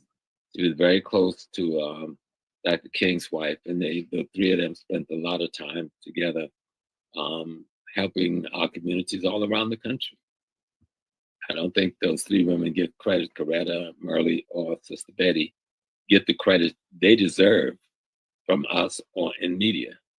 But we need to learn and remember them, because Malcolm wouldn't have been able to do none of the things he did if it wasn't for those women, from his mothers to his sisters to his aunties to his wife, who helped support him to go forward and do that work. And we should never forget them. We should always remember them, going forward. Because right now we're seeing great female leadership rising up all over Africa. You know, we've seen the vice president of Ghana is a woman. The president of Tanzania is a woman. The new president of Namibia is a woman. The president of Barbados is a woman. And I think we got a couple of other female vice presidents on the continent, and they're not walking in silence either. These sisters are speaking out and taking a strong position. Thank God that the Black man is waking up and understanding you can't build a nation if you suppress your woman. Right. You cannot build a nation if you marginalize and minimize your woman. You know, Europe do that because they were willing to do any brutality in the world to maintain power. But we cannot go forward without the mind and the spirit of the Black woman at our side, and in many instances in front of us, if that's what it takes. So speaking of that, I'm kind of curious on what is your take on securing the African family again and bringing that man, woman, child, and even your extended family working in one unison when you see a lot of division. It has to be your goal. Okay. First thing, are you married yet?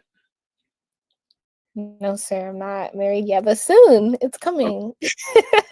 Make sure your choice is quality and character. Yes, and sir. it's African conscious. Because Yes, sir. one of the things that tear us apart is we don't have these discussions in the beginning of relationships. The discussions around consciousness, the discussions around history, the discussion around belief. And we find people that we love for other qualities, but the qualities that's going to tear you apart, you'll find will be the cultural ones and the ideological ones. Yep.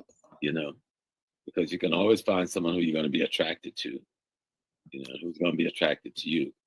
That energy is there. That's just the introductory energy. You see, then the next thing is the attachment to. That's the step after introductory.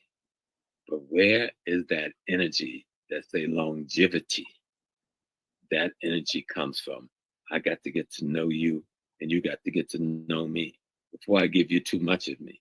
A lot of times we get so emotionally and sensually involved that we are locked up to each other, even though we don't even agree with each other, principally, spiritually, and ideologically.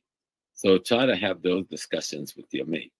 Let's talk about what our belief system is. Let's talk about what our future plans is. What do we dream for ourselves in the nation? What do we dream for our children when we have them?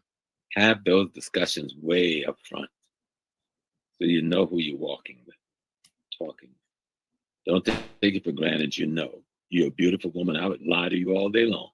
Okay, so you know, so make sure you're sitting down having this conversation.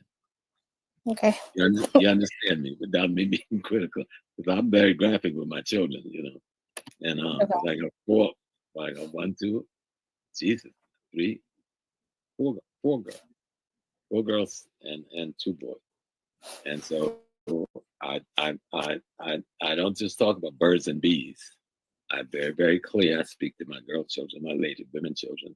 Even now, you know, they're all married and a couple have been divorced, and we still have these conversations, you know.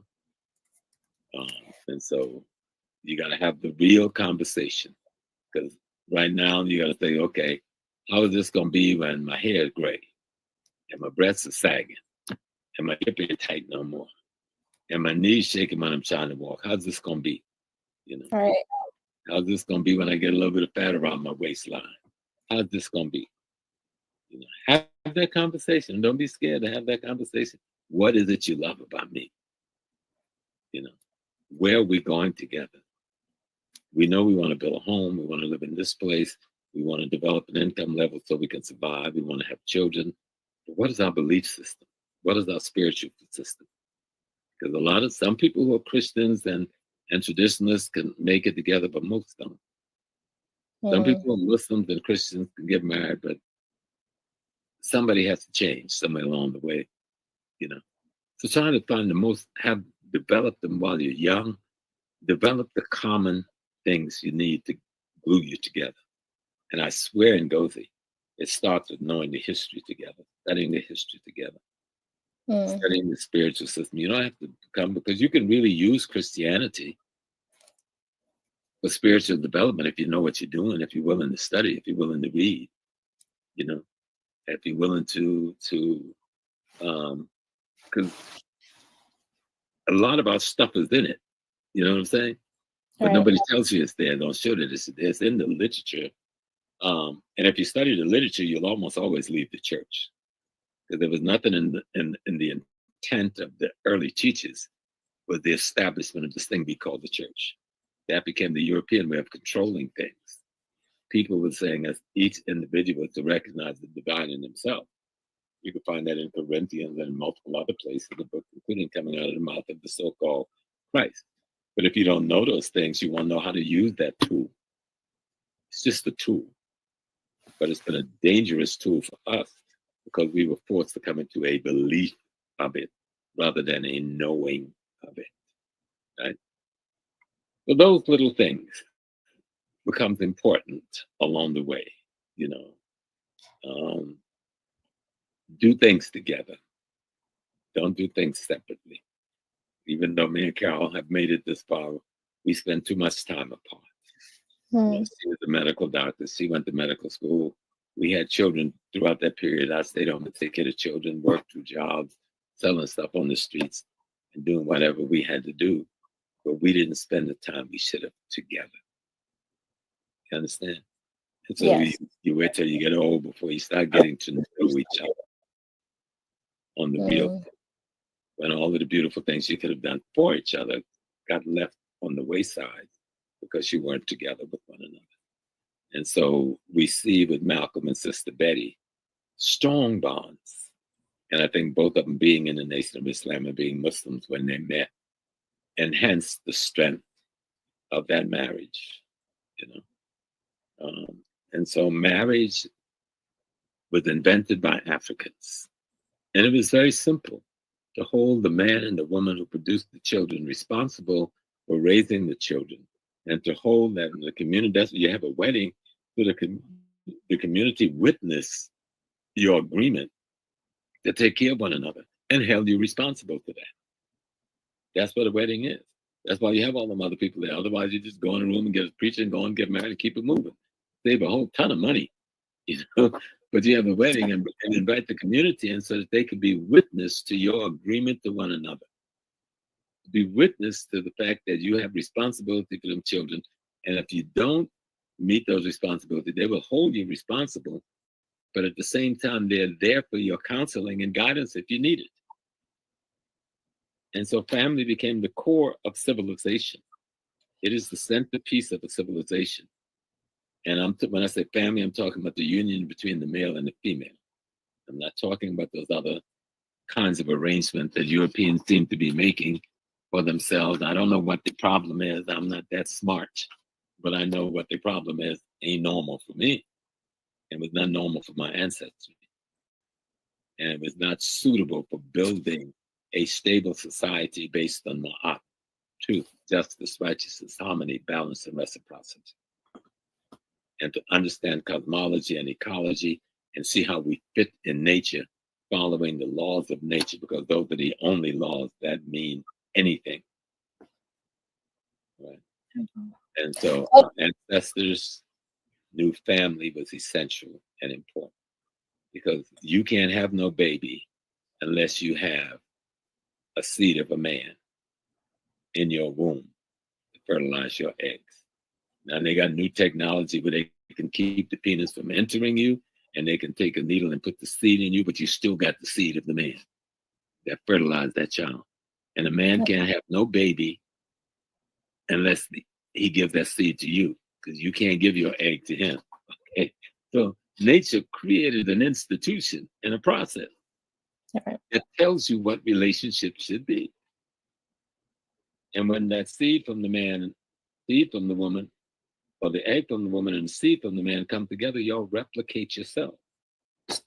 And in replicating yourself as your child, you've replicated your grandparents as your child, your great-parents as your child, and your great-great-parents. And if you go backwards long enough, you have brought millions and millions of cells, millions and millions of DNA together in one package, full of all of that possibility that we don't even begin to tap because we've grown up in a world that teaches us to do foolishness with 90% of our mind, 95%.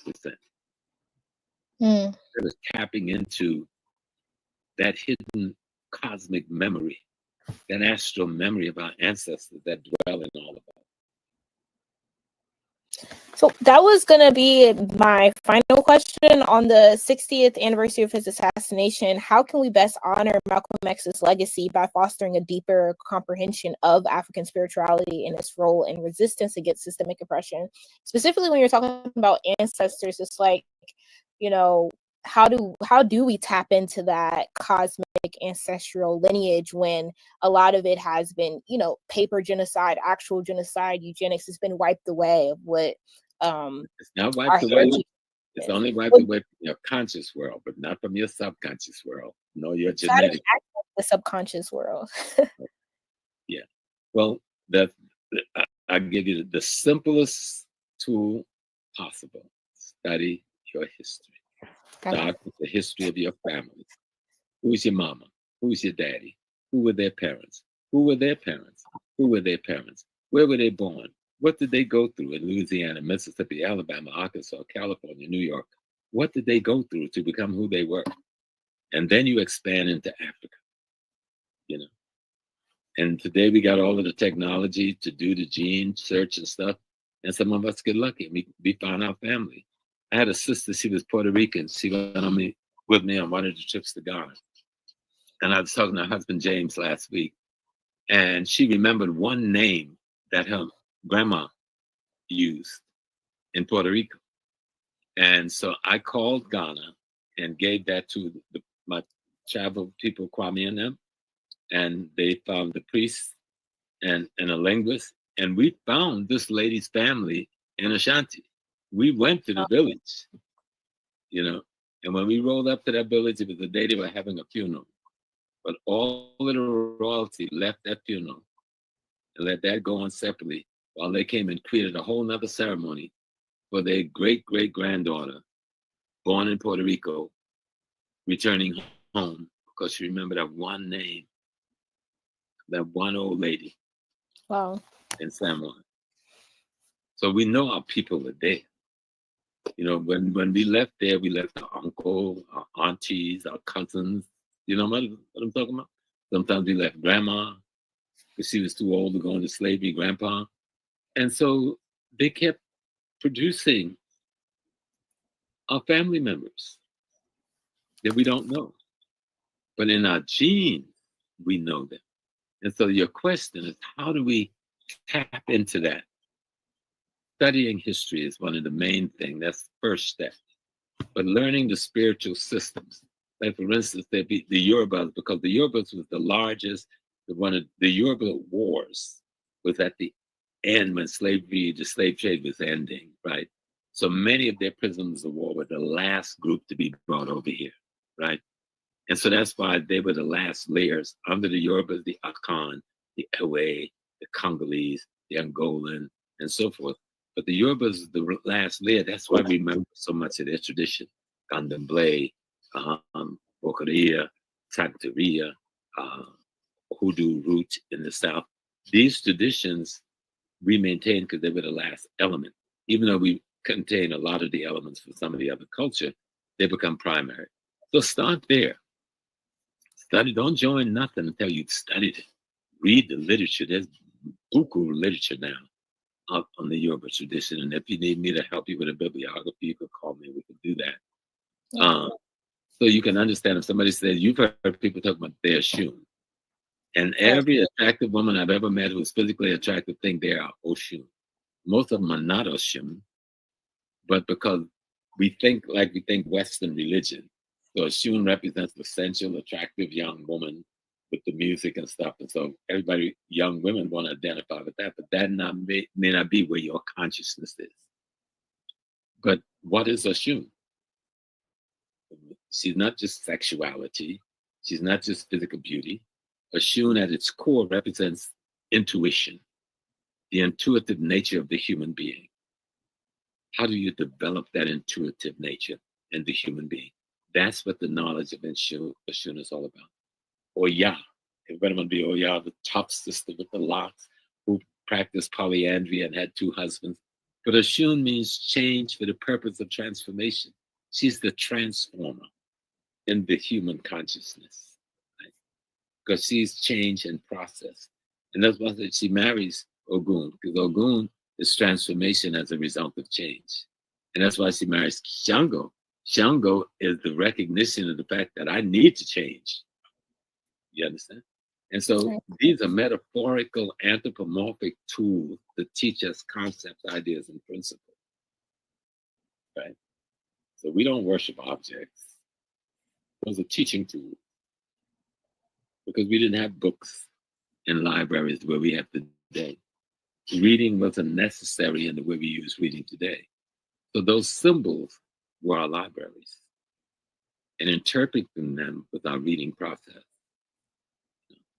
And so study anything I can do to help you, of course, and even referring you to other good teachers in your area, I'd be happy to do so. Thank you. I appreciate it. Because when you go there, and you've been in and out of Ghana, so you may know a little bit about the Obosun.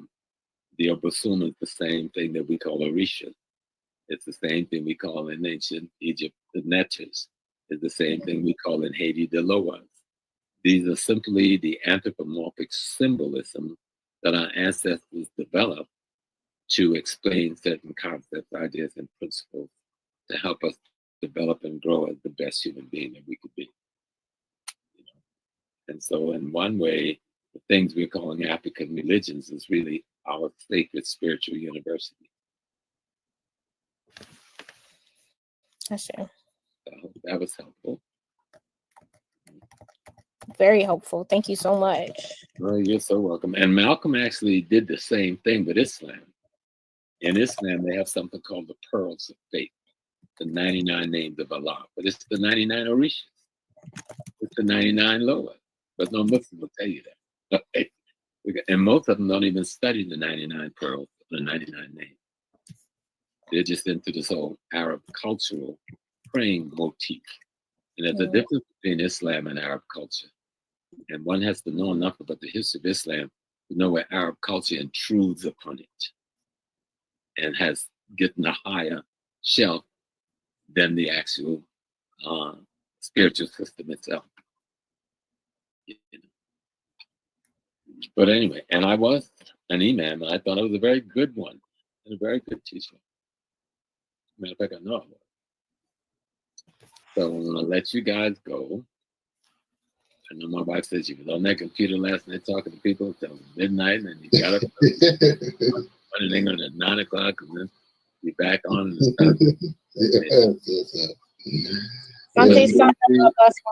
Happy to see you. You know, you and I need to get to know each other better. Yes, sir. And we will. All right. Study and keep doing your research.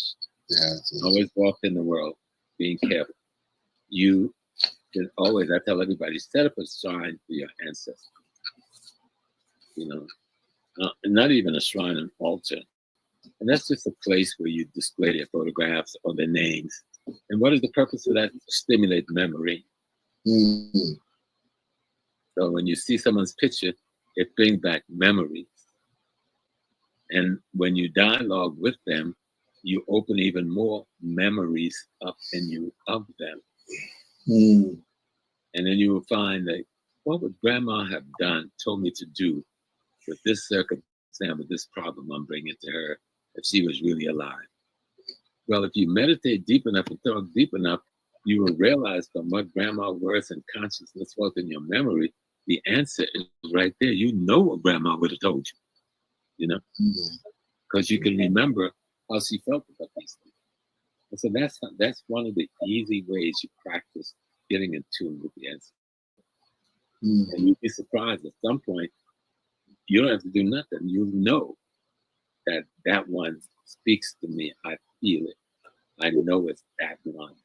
Then sometimes you start seeing them in your dreams, and they communicate with you in your dream. But you got to listen. You got to listen to them. You can't say, "Oh, yeah, I saw it, yeah, and then you go the other way." No, meditate, study, listen, ask. Why did y'all come to me last night and say that? It means me going to sleep again, taking a nap, take on it easy. Do it. We don't have no problem with other cultures using yoga to meditate. We don't have no problem with other cultures sitting and meditating for hours and hours. But and we see it as legitimate, but we don't do the same thing. You know? Just create a space for them, treat it with the highest reverence, and go sit and talk to them, just like they were still alive, sitting there listening to you physically. And then you begin to see. Then you begin to know. Then you begin to know. Yes, sir. I've been hearing that often, actually. So thank you. Good. So I'm gonna get ready to leave you. All right. My pleasure. Good evening, and I was happy to see this little daughter. Yes, in Africa. And you know, stay strong, Tim. And little brother, you keep doing what you have to do, and let's get unhappy, and let me listen to you the next time. Sounds good, Bob. Appreciate it. Thank you both. Appreciate the time, and you all both have a good evening, rest of the week, and we shall build again soon. Peace and blessings. Peace and blessings.